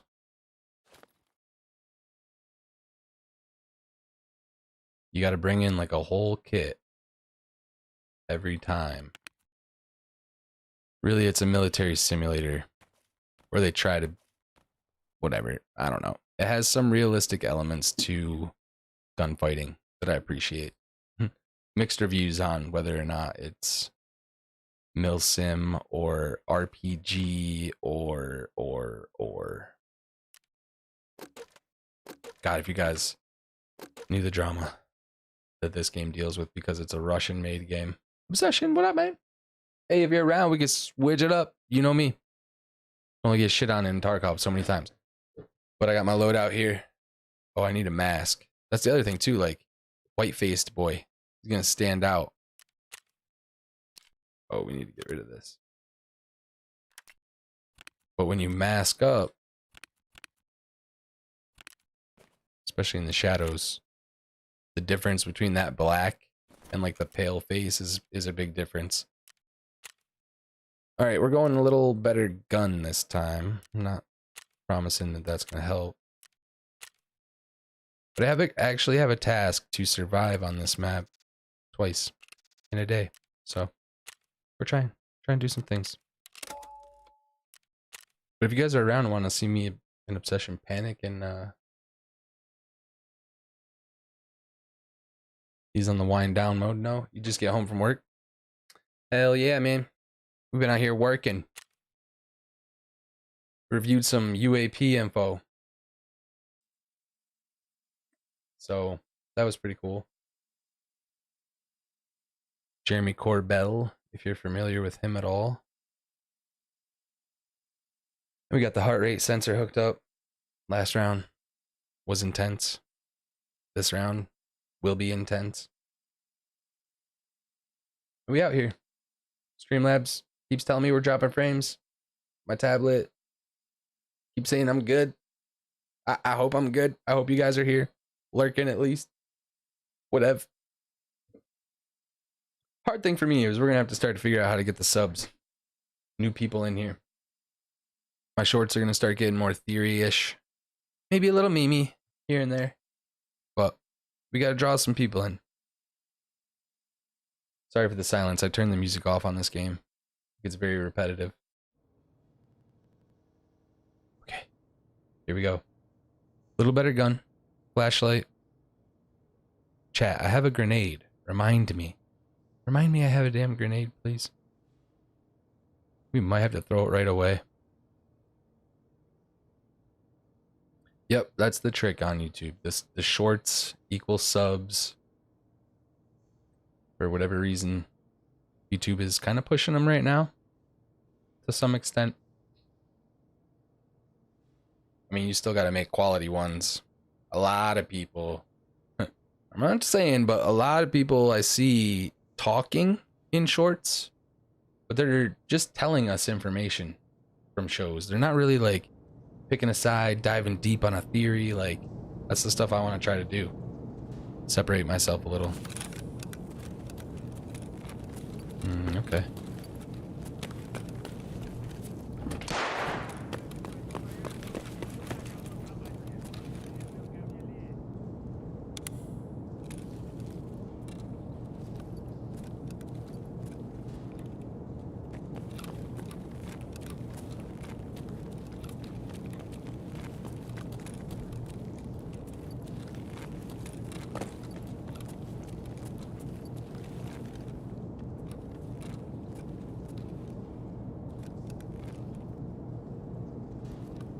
That dude just came rushing over here. From where?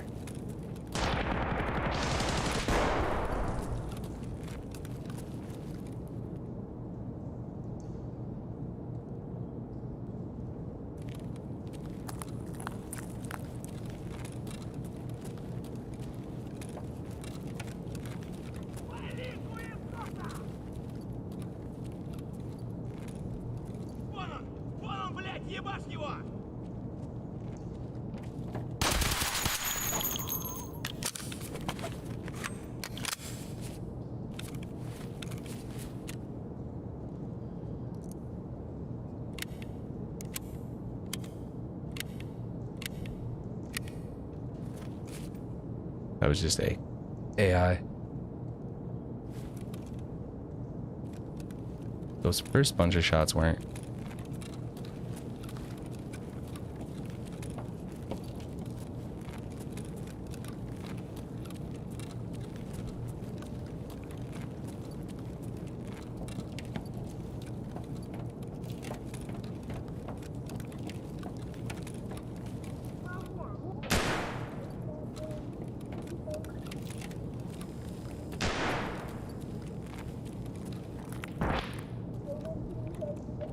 They're VoIPing up here.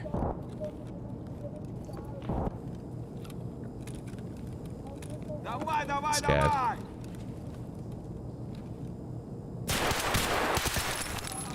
Yo. How'd he get my arm?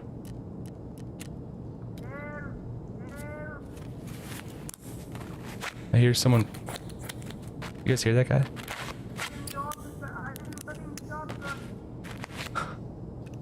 He's just talking.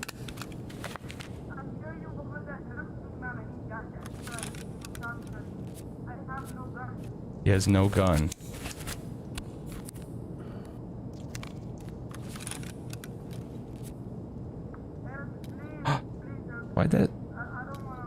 Why'd that surgery not work?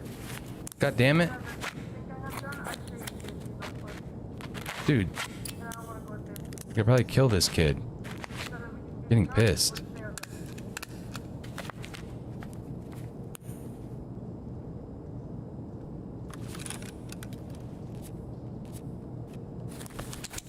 That was so dumb.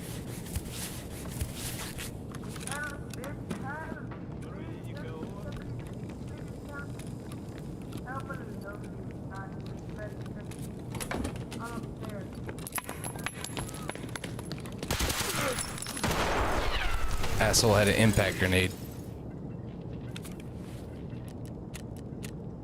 Tried to kill me with an impact grenade, chat. Shit on. Oh no. Oh no.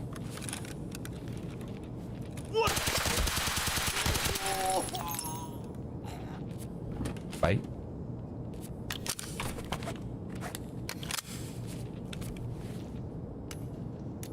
Level 15.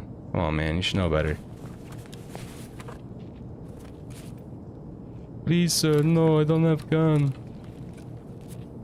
Idiot. Absolute idiot.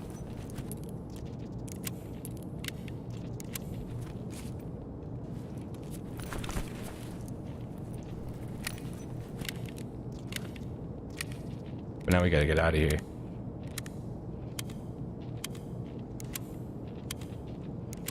Before all the player scavs come. We're gonna loot this safe behind me and boogie.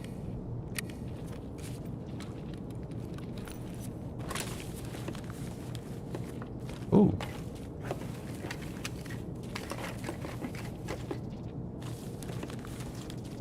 Okay.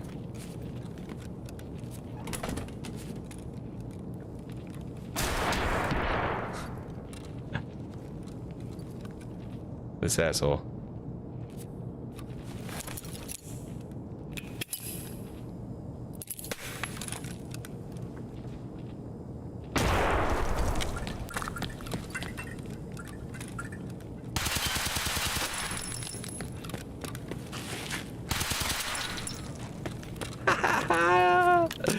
Yo, blasted him over the railing.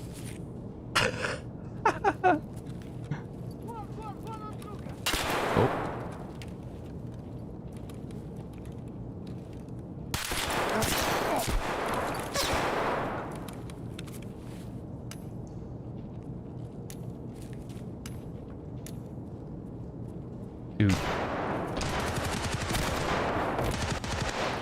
Dude, gotta go.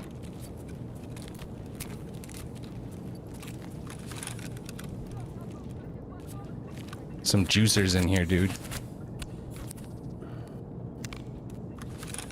Missing an arm. Here we go. I think we leave.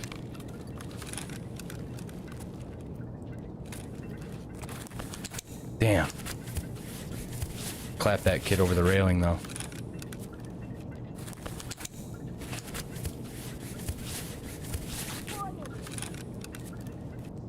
I want to loot his shit.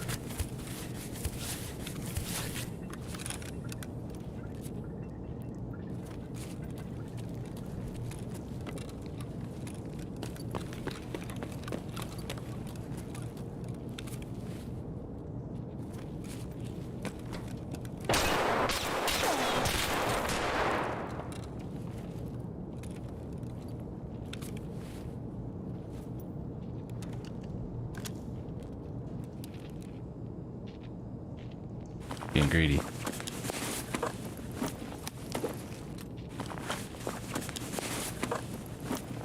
Empty ass backpack.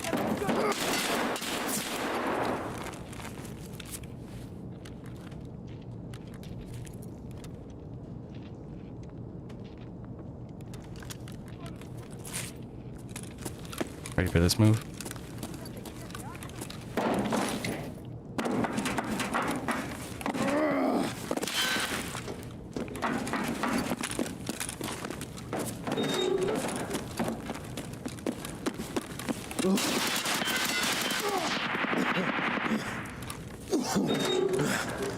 I'm dead. I'm dead. Fuck you. Fuck you. Fuck you, fuck you, fuck you, fuck you. Live, baby, live, baby, live, baby, live. Live. Live. Let's fucking go. Let's fucking go. Come on, chat. Come on, can I get some 1-1s? Can I get some 1-1s over here? A 34 and a 15. Get shit on. Get shit on, kids. That's Tarkov. That right there is the excitement of Tarkov. Clap that kid's cheeks over the railing. That was hilarious. Let's go, baby. It's gonna be these little moments at the beginning of the wipes. This, honestly, for new players, Tarkov, this is the best time to practice. The community is in a goddamn mess. Everybody getting canceled. They just canceled this homie, Logical Solutions. He was data mining. He's been doing it for years. And they just kind of put their foot down. Yeah, son. And tasking, guys. We're like a real Tarkov player. We're tasking. One more survival like that, we're turning some shit in. Cheers. Hey. Darth Maximus. Cheers, my man. Cheers. Cheers to Luke Skywalker and all that good stuff. Where are my West Coast peeps? He's sliding in here soon. Hell yeah, chat. Hell yeah. If I didn't have that armor on, though, woo, could have been a little rough. Could have been a little rough. Steve, what up, man? Oh, you guys just missed a good raid. Y'all missed a good raid.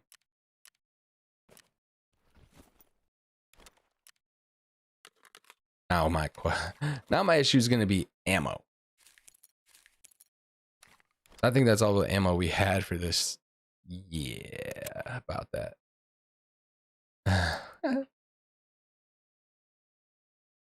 Okay. We're just going to figure out. We'll figure it out here. We might have to go buy ammo, which is okay.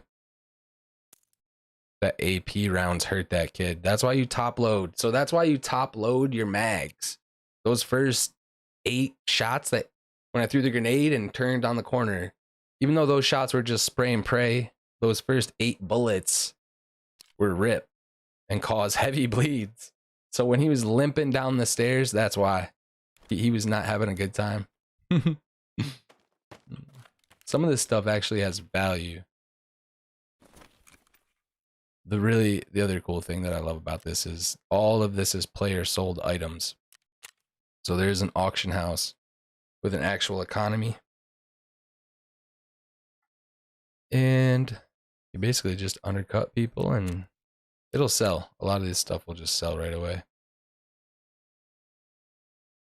Can't sell that.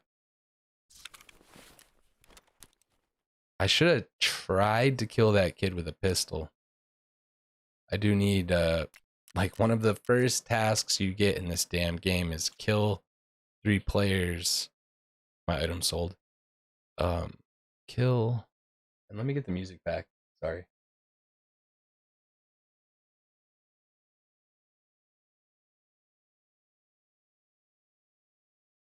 Oh, I don't think I have music on this scene.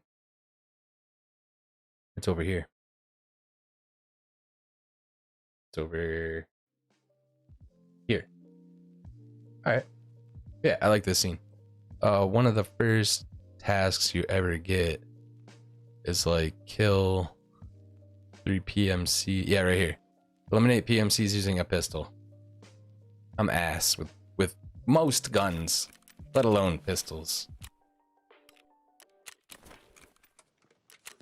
Sold item. Right. I do need to get better at the between raid stuff and just getting rid of things. We'll buy that diary then. Nobody? It's just junk. Wow. You can't. I was gonna say, you can't auction house it either. Well, we got all those free pistol mags off that kid. Where was his pistol? Thought we grabbed it. Is it this one? No. I swear I grabbed his pistol. You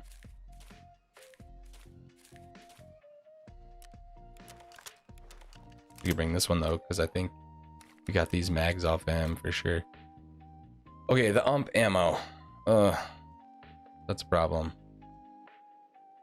We have that.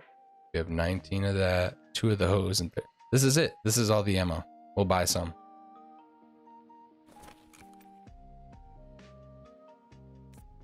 I just buy the cheap shit. Honestly, it doesn't matter to me. Let's go. Whoa. Oh, is that the...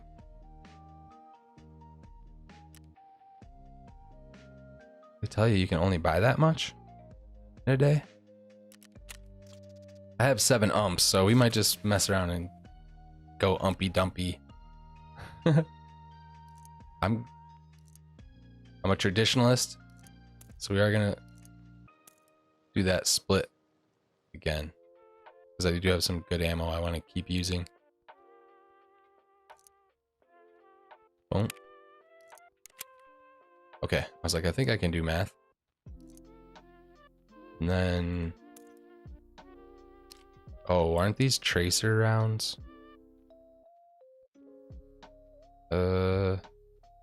Yeah, I think these are tracers.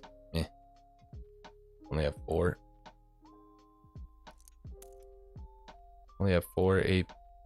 No, what did I want to do? Do the math. Do the math, chat.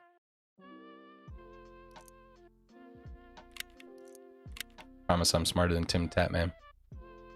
Both from the Syracuse area. That doesn't mean anything. I'm just saying. Alright, now everything is kind of top loaded.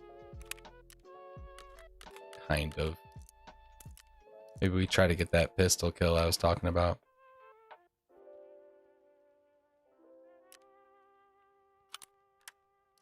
Inventory's gonna get kind of a mess.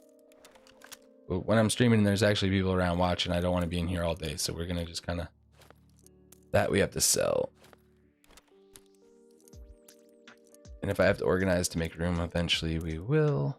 We need a new heal, because we burned all of ours. I don't know what happened on my surgery. I think I fucked that up. I think I ended the animation, which canceled the surgery. Oh yeah, we threw our grenade. Chat, I threw a grenade. You gotta be proud of me, okay? We don't utilize all of our, not the best at utilizing all of our utility, but bro, like, that was a pro Tarkov play, okay? You throw the grenade, he moves, you push after the explosion, you light him up. You know you got good shots on him. You didn't hesitate, you followed, and you finished the kill. Baby steps.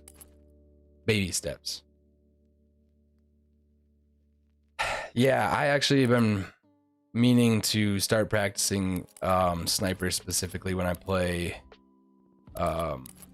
Fortnite and Call of Duty with Obsession. I used to be nice with sniper in a lot of games. I miss that. And having a teammate allows you, because most people will just be happy running automatics. I like this nice peaceful vibe. Thought I heard some Animal Crossing earlier out of out of this guy. All right, we've consolidated. Let's see if we can get another survive on factory. I keep forgetting too, I have factory, and I'm an idiot. I have the factory key. There's some emergency exits in here. Wait.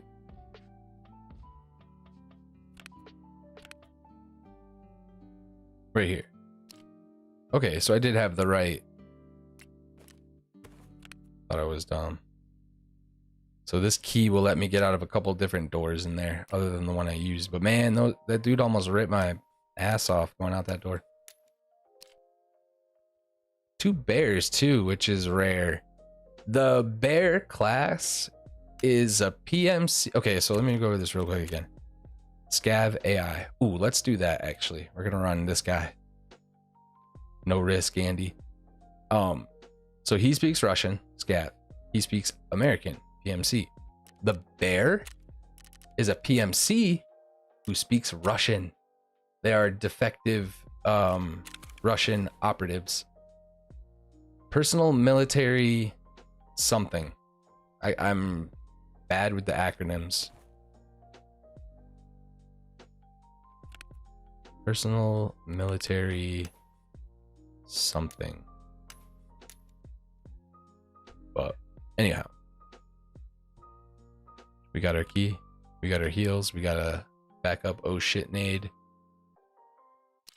I know this got hit up. Can we repair it all a little bit? Okay.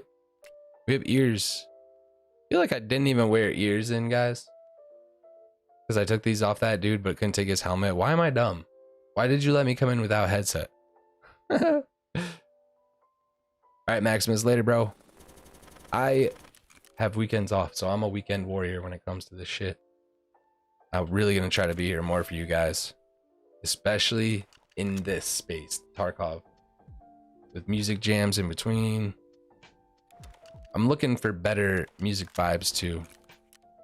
We're on synthwave for a little bit. Oh yeah, let me focus. We're gonna run a scav, which means always try to load up. You never know what kind of stuff you can get out on a scav run. So I always try to just like clear inventory space, random shit. Never know. But you know what happens too, and I've seen clips of it, is people like do this shit and then accidentally load in on this PMC, dude. They go into an actual, yes, personal military company. It was such a simple word I couldn't think of it. But dude, people will actually load into this with all this shit on accident. You see clips where like people are begging to like, please, please, can you help me get out? I came in with all my bags. Like, I can't put this bag on because of the stuff in the bottom of it, I think value wise. But they'll accidentally, instead of putting an empty bag on, they'll put this bag on and go in with it. And not realize like, bro, I have a shit ton of bags. And they're all gone now if you die. So yeah, dude, it's just like there's so many things to think about, so many factors to think about when you're playing this game, and then you're like, oh fuck, forgot to wear ears, forgot to wear a headset in, dumbass. All right, and the scav is a way to learn other maps, so queue times might vary here. We got a 2 p.m.er. I'm gonna load this. I'm gonna go to the bathroom. I'll be right back while this is loading.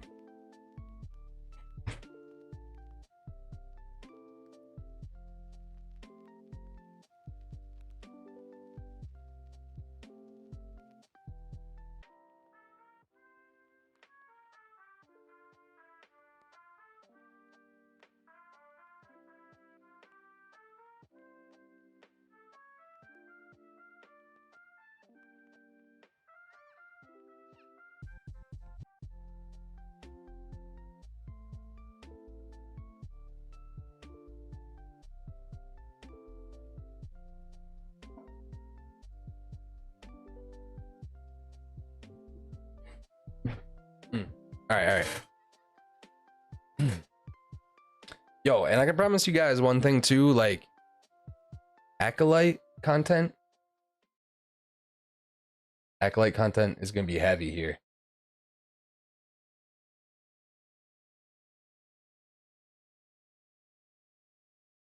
Because I think YouTube's Gonna be focusing on some shit that is not pertaining to the content and the canon of Star Wars, baby. I'm ready.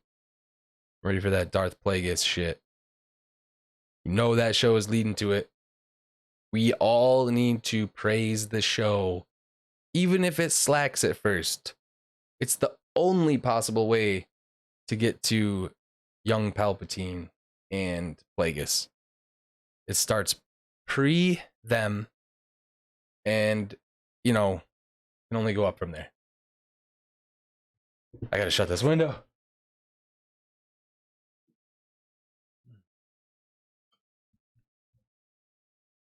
All right.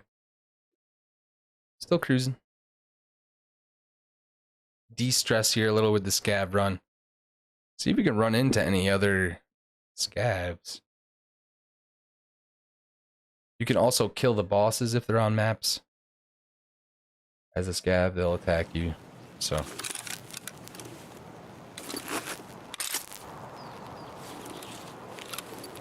Where am I? Oh, okay.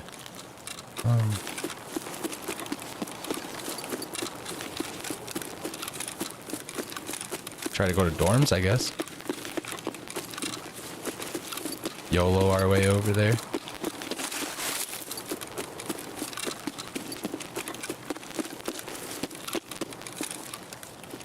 I'm totally disoriented.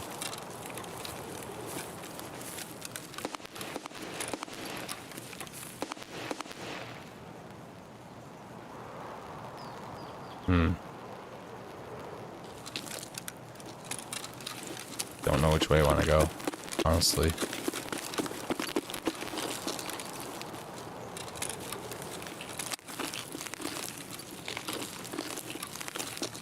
Probably should go towards those shots, eh?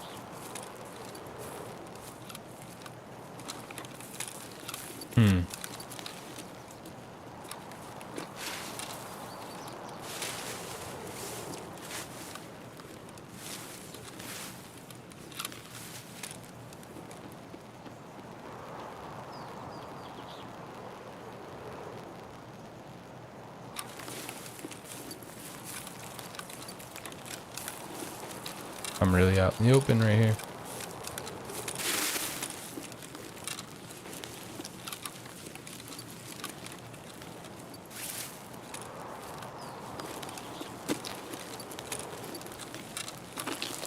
Let's go.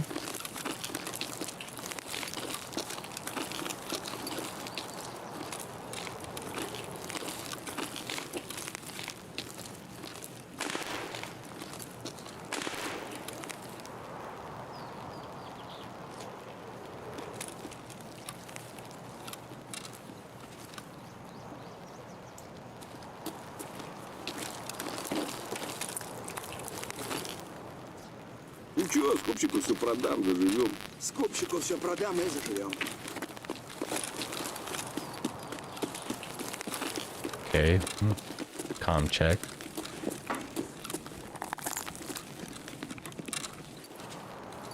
How'd you just come peeling through here though if there were shots?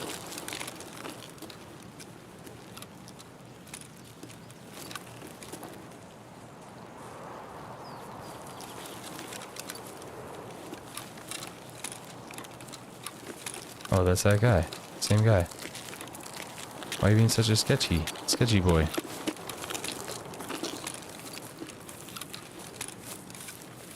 I don't want to follow him, but...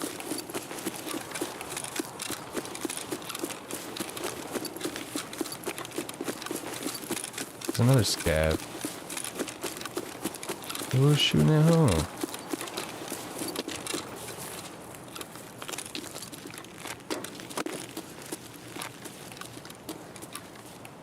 Wiggle him, wiggle him, wiggle him.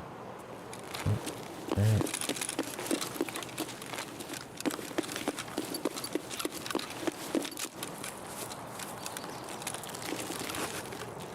Заебись, удачно зашли.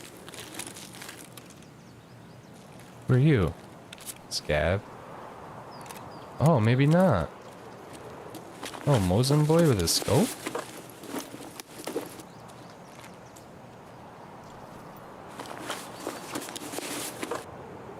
Well, what the heck, man? I'll take that.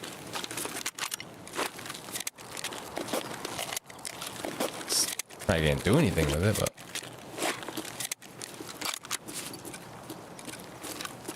Hey, look at this little cannon.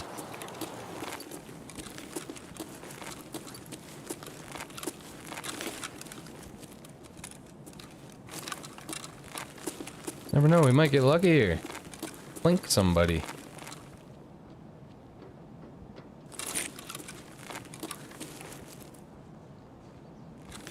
This has gotta be that other scab.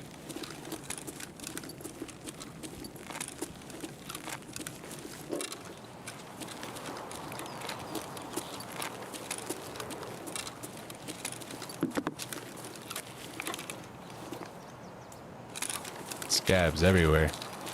There's another one.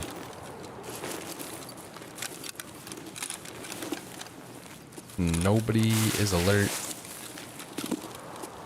No PMCs anywhere. Oh, what's up, dude?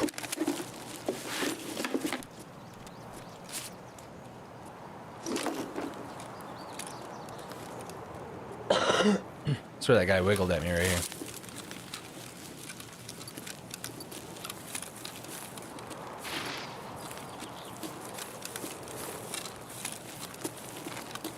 The little wiggle is how you know they're a human.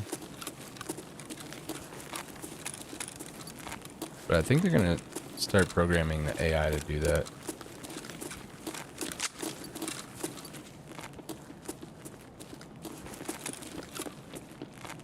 Понятно. Шаг барыгам, а потом по бабам. There's so many of us, fellas. Hello? What up? There's so many scabs. Where's the PMC at? What the fuck is going on? This guy, not a clue in his brain. What the hell is he looking at? Wait. Who are you seeing? It wiggled at me. Wait a minute. Hey, no, you're. Oh no, he was looting that thing, man. There's a loot. Relax, man. Relax. This clown. He's new.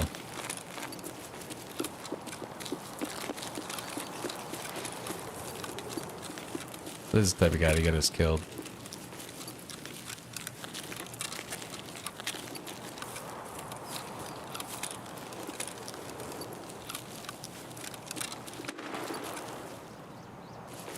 Yo. Shots fired.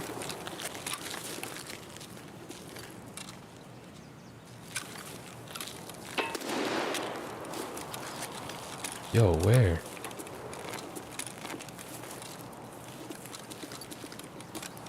That's close to me. I don't like that.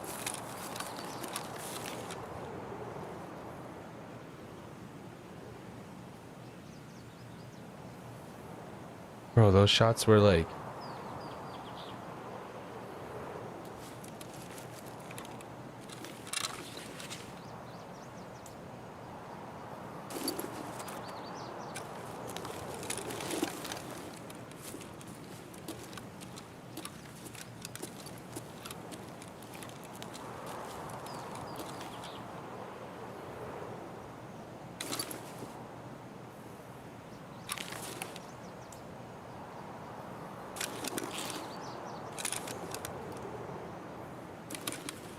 Something weird going on.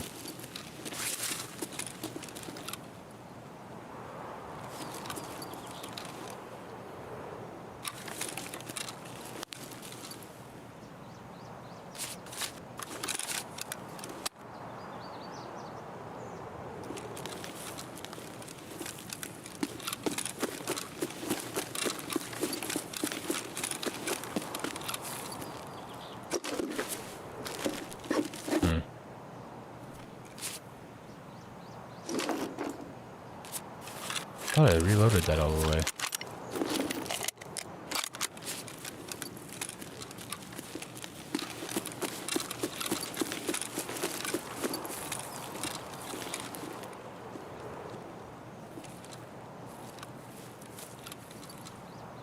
Were those scavs right there? I think they were.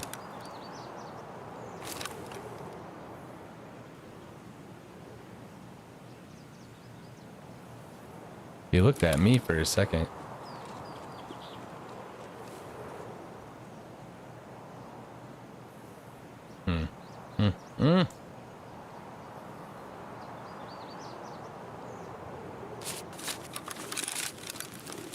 Another dead raid.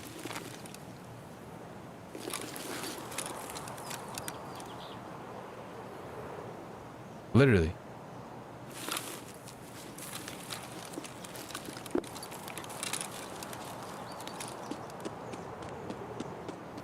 Just a bunch of scabs running around.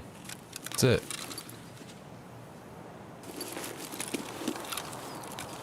Guess you gotta just keep going factory, huh? Or just get loud and sprint around.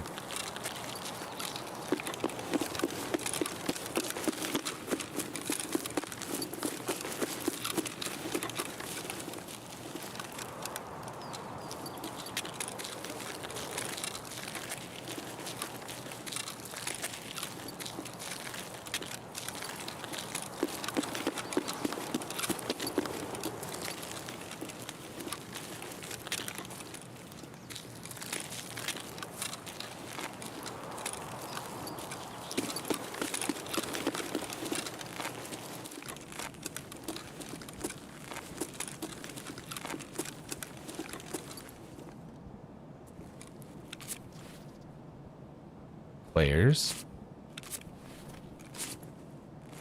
Why can't I get the bag?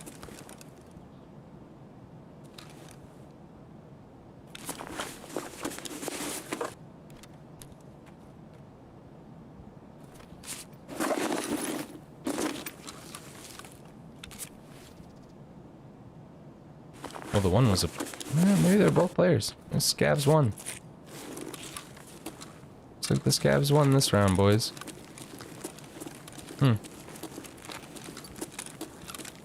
But like only 2 bodies though.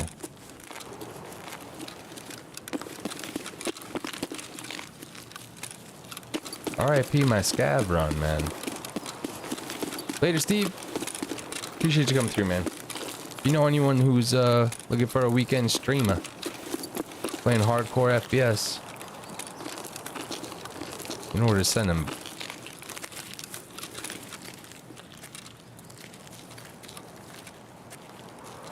Yeah, this raid's fucking dead. 9 minutes. We're just sprinting to extract. Yay.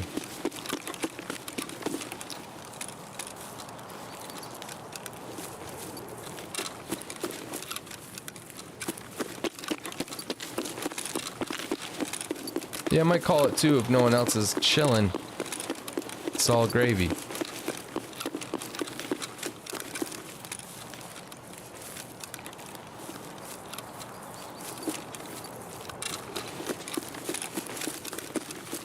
I get into these raids real late.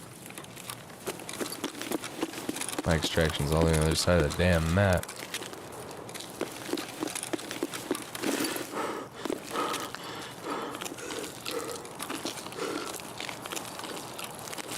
All the way on the other side of the map.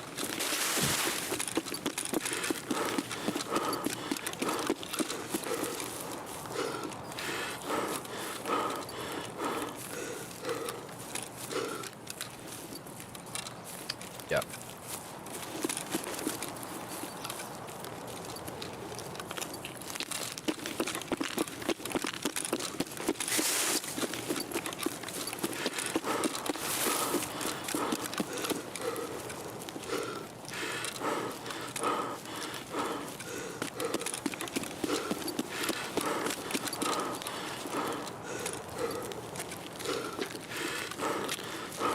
Yeah, reset out of here. Got a actually decent, well, scav Mosin, but It'll be fun. Could be fun. I had my internet chilled out, but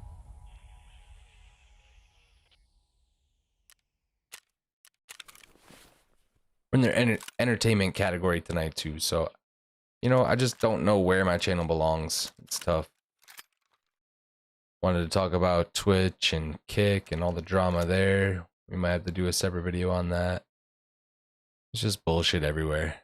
Nothing feels like a home for where I want to stream, unfortunately. YouTube keep teasing this new UI UX user experience with gaming so that it doesn't look exactly like YouTube does. You know, I have features here that are similar to Twitch. I play a shit ton of games that are popular on Twitch. All the people who stream on Twitch are trying to make YouTube videos. It's like, what are we doing, YouTube? Do you want to actually get in the game of the gaming streaming, or are you going to just stay on the sidelines the whole time? I mean, I'm really asking. Really asking. See, now we got a little shitty chest rig. You can hide some of this stuff. Should bring this terrible Mosin. Yeah, it's just the whole thing, man. Whole back and forth.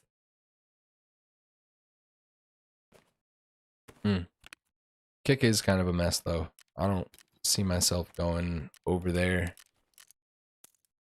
Kind of do get associated with the crowd that is already there.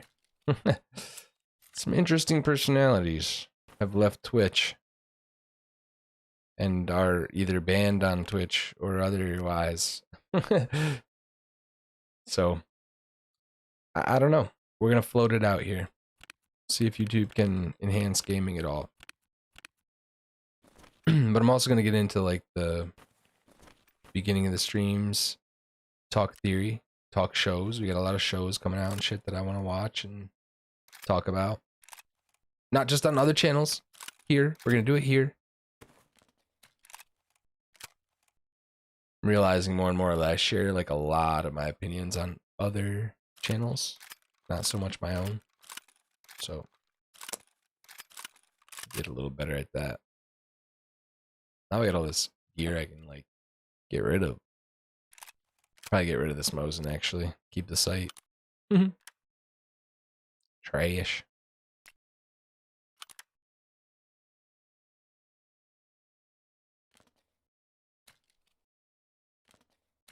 See, then you run into the problem where you can't put your bags in or anything in your stash. That there. Sell this crap. Don't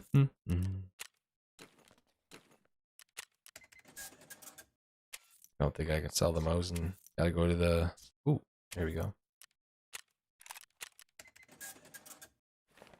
Should wear that armor now. It's level 4. Save my level 5. This thing's in the way. Maybe we bring it. Maybe bring the shotty this round. That didn't work out, did it? That didn't work out, did it? Alright.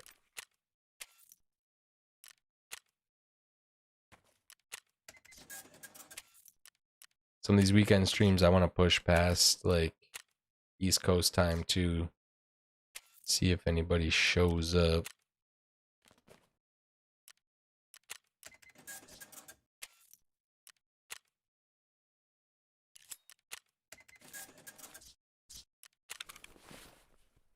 See, didn't make money really, haven't lost money yet tonight, so we're floating.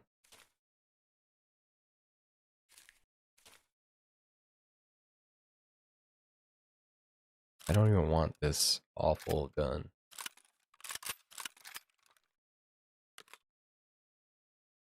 This mag is absurd. Can keep the grip.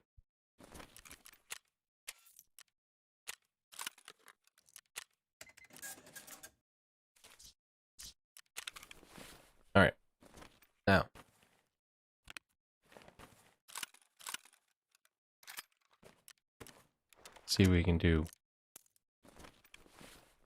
Back in here.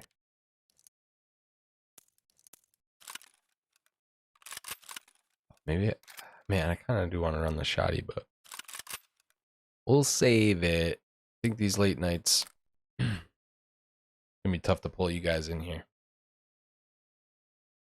It's the weekend, summertime.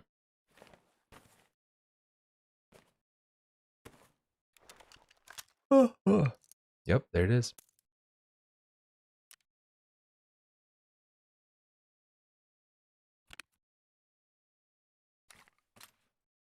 Guess I gotta try and kill someone with a pistol. We can. All that ammo I bought. Okay. We're gonna go factory again. Level 4 helmet. We need one more survival there. So I think it's kill 2 scavs or 1 PMC, and then you can extract as soon as you want. Or you wait for the time.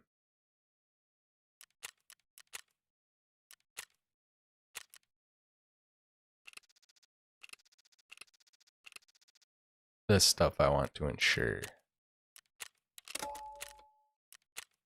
Alright. Sorry I didn't have any music or switch the scene around there. Hopefully this should load in quick. One more factory survival. We get our task done. Might call it. Might call it. See if we can get a dub. If not, we might go again.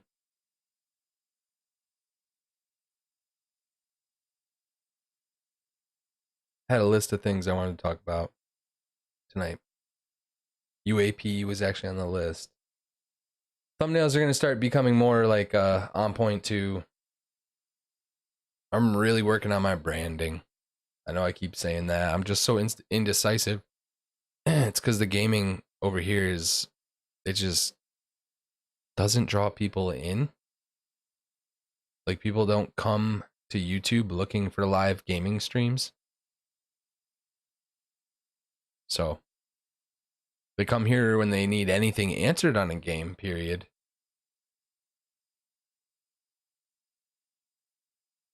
Might have to start titles like how to survive blah blah blah, or you know, why this is the best time to practice Tarkov. Things like that. Tutorials from newer perspectives of a new player. Alright, no more rambling. Let's get this survival here in factory. The Call of Duty of Tarkov County. 2 raids ago, we saw guys just sitting up on the catwalk together. Scoping down on me together. Yeesh. Clapped a couple cheeks. A level 34. I'm 19. Just saying. Alright.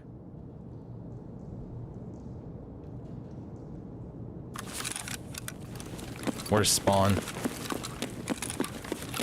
You do not want that spawn in the hallway. You basically got to sprint up here.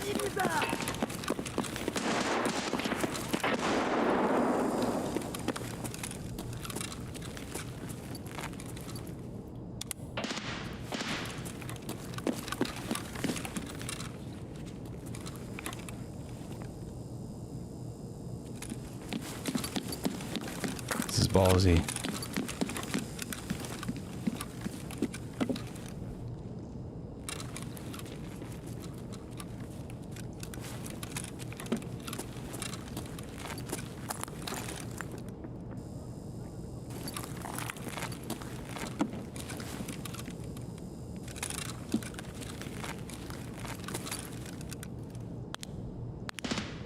Wait.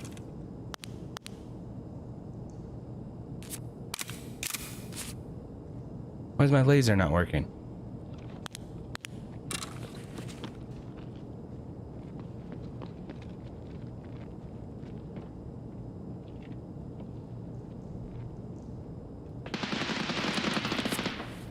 Why is my light not turning on?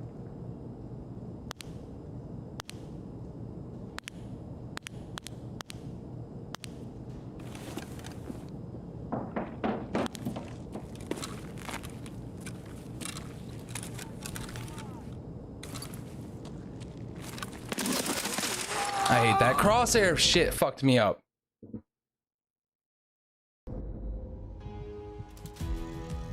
I'm an idiot. I had that kid killed all day. All day. See, that took me out of it. The fuck is that keybind? It was clicking and it wasn't turning on the flashlight. Had that kid blinded.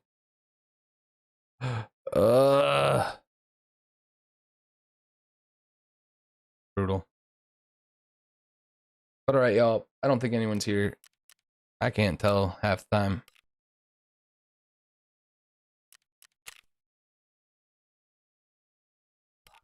God damn. So annoying. Of all the fucking things.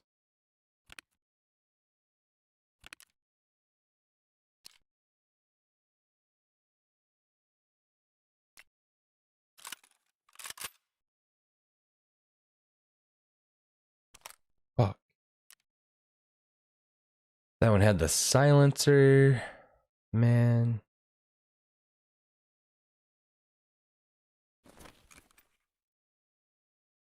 Fuck.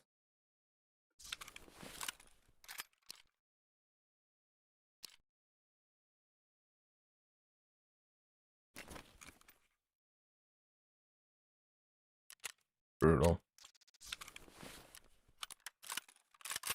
Absolutely brutal.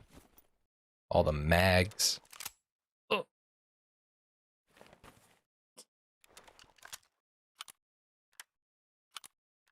Hey. Oh, in the ammo. Why do I have all this in here?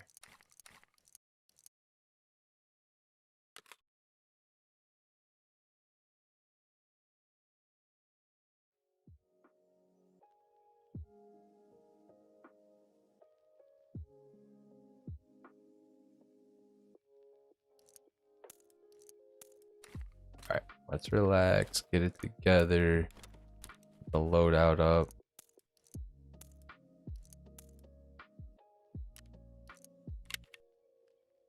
We have mags for days.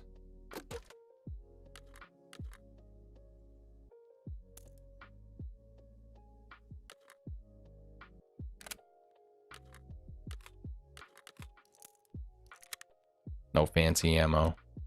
Wah, wah, wah.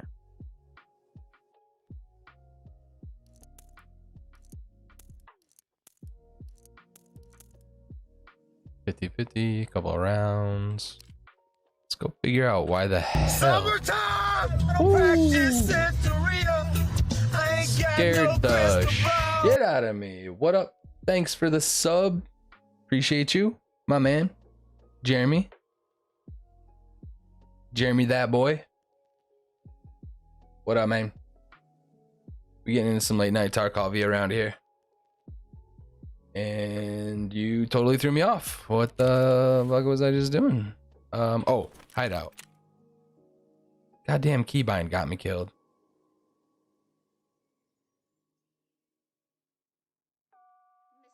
You shot fire out of your hands last night. Whoa. That's wild.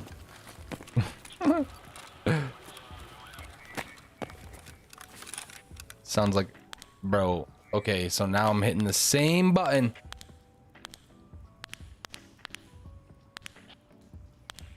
I'm tight. I'm tight. I know my keybinds game. Why did it do that to me? Got me killed. Legitimately. Wow, if I can even words.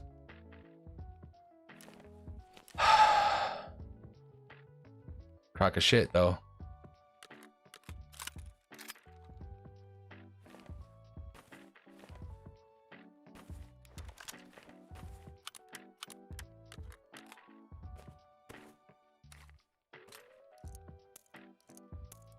I'm just gonna move this stuff down. Go into another factory. I might just bring the shotgun. You know what? Fuck it. Bug it.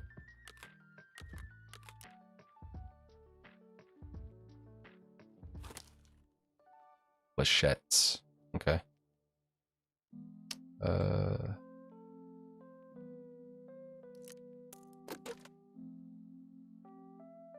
Some Magnum fuck shot. How about that?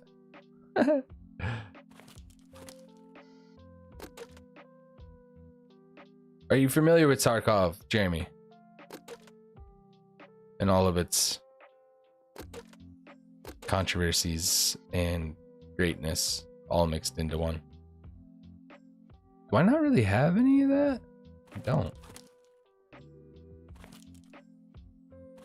Alright, flechettes hurt a lot. We'll lead with those. They're the bleeds. Yeah. Yeah. Throw some flechettes in there to start. Magnum.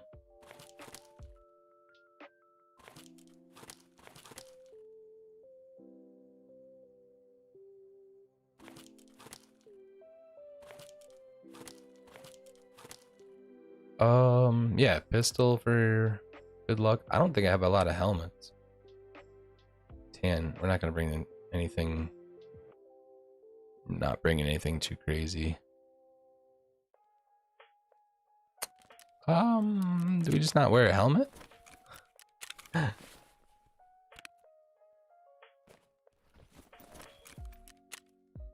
Think I can buy a shitty helmet somewhere. There's a green helmet. They call it the penis helmet because your guy's head literally looks like the top of it. Yeah. Anyway, where is it? There she is.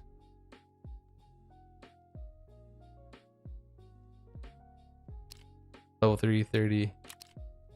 Yeah. Why, huh? I have enough money, though, game. What?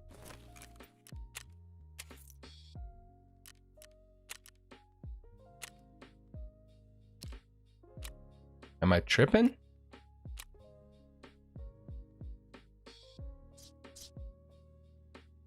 Pause. Hold on. Sorry.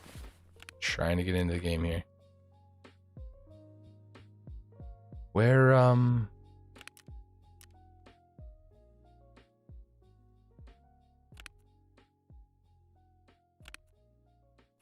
why is it trying to tell me I don't have the money?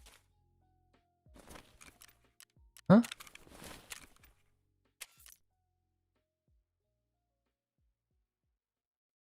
Did they change? It's the end of wipe. They might have made it so you can't just buy shit.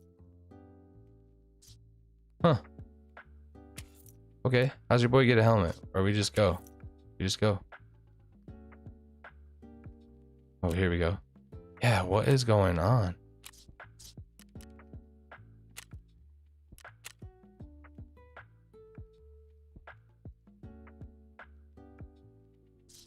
You know what? We're just gonna go. But I don't understand that myself personally. And why I can't just buy the helmet from the ragman. Okay, so you have to click fill items. I don't remember ever having to do that. And I can't even wear ears with this. Oh. I gotta play up. I gotta play more, guys. I gotta play more.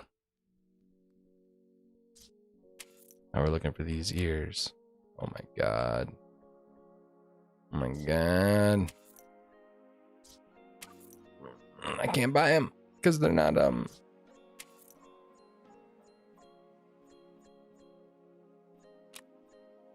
Thank you, God. I'm like, I know I can buy these damn things. All right, so because these are the over the head, you can't wear those with this helmet.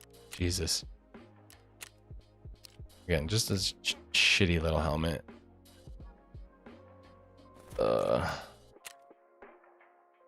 Look at this shotgun. All right, I'm going. Chat, stop yelling at me. We'll ensure a couple things.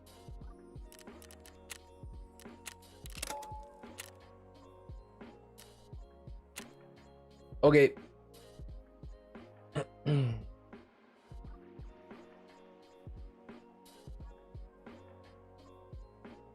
Look at this shot.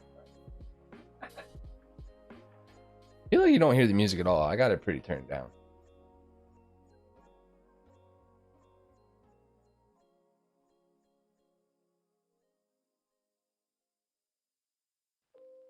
Gaming with Jeremy, are you a streamer?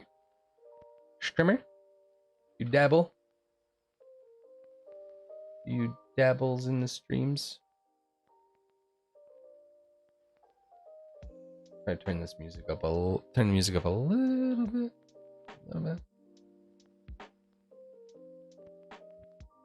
Alright, well I think I got this one in me. One more good raid in me if I can get a survival.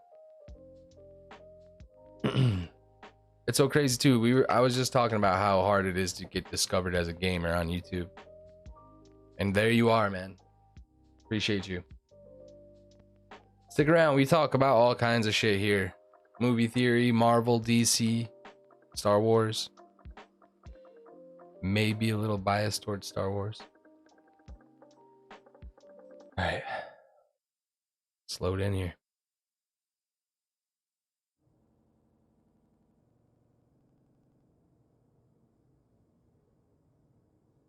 Really just trying to survive factory. Only reason I pushed up through to where I did is because I had a really bad spawn. I didn't check the flashlight on this gun, but I don't know what that was about.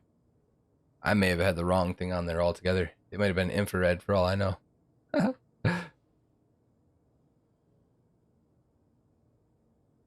Man, the alerts work late night too. Like, it's the little things. It's the little things, guys.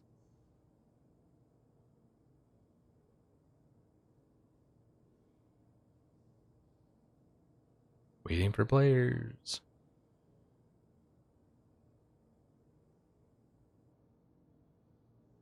All right, come on, chat. If you're lurking, if you're here on the replay, drop a like.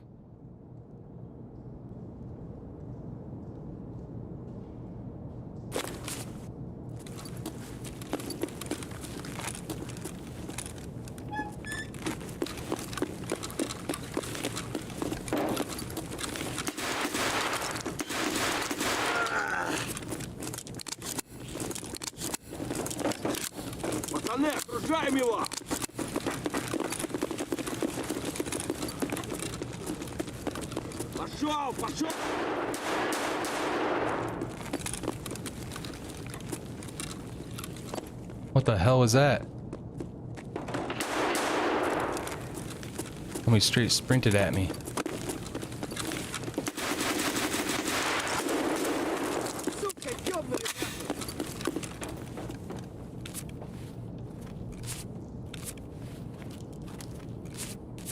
Oh my god, that was scary. What is going on?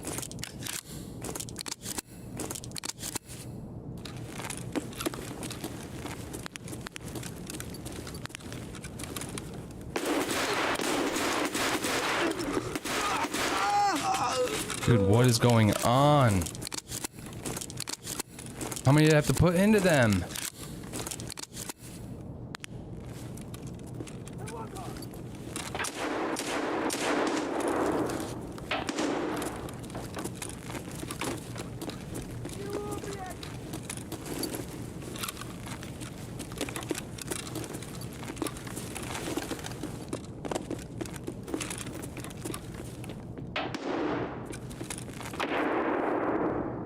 I'm almost completely out of ammo.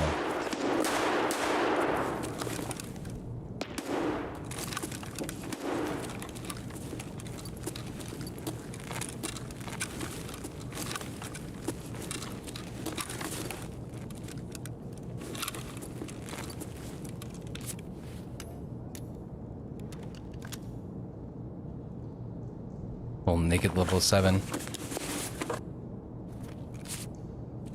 I'm almost completely out of ammo. He's got ammo.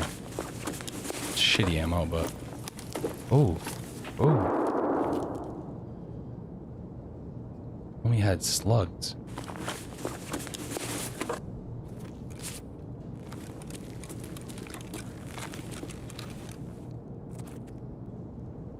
Can't believe I laid out all these scavs.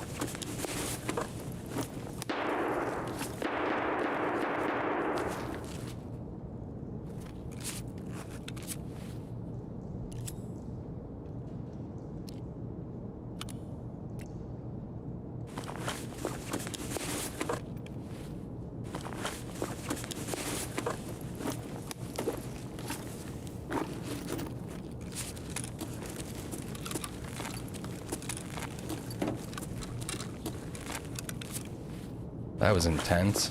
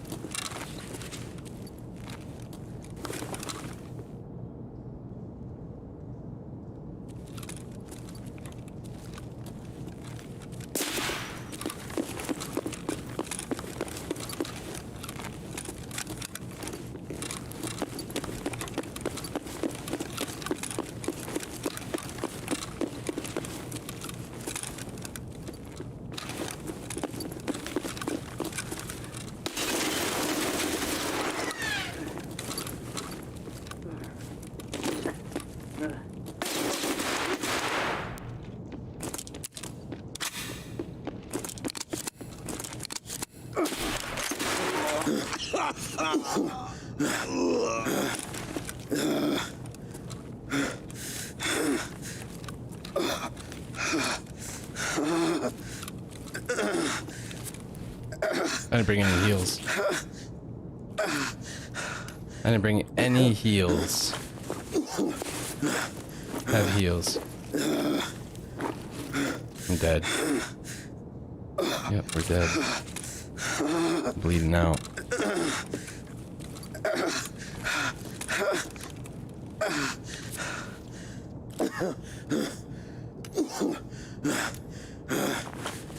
Yeah, I'm fucked.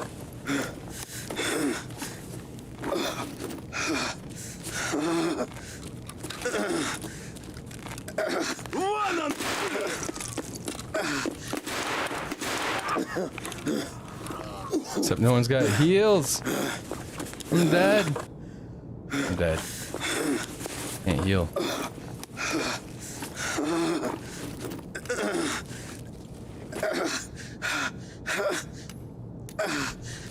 Yeah, I'm dead. Yep, bleeding out. And we're dead.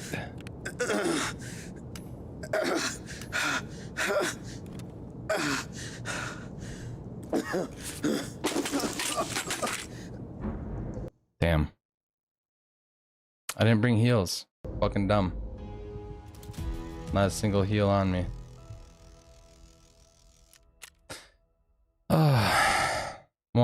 2, 3. A bunch of little boys. Bunch of wee little lads.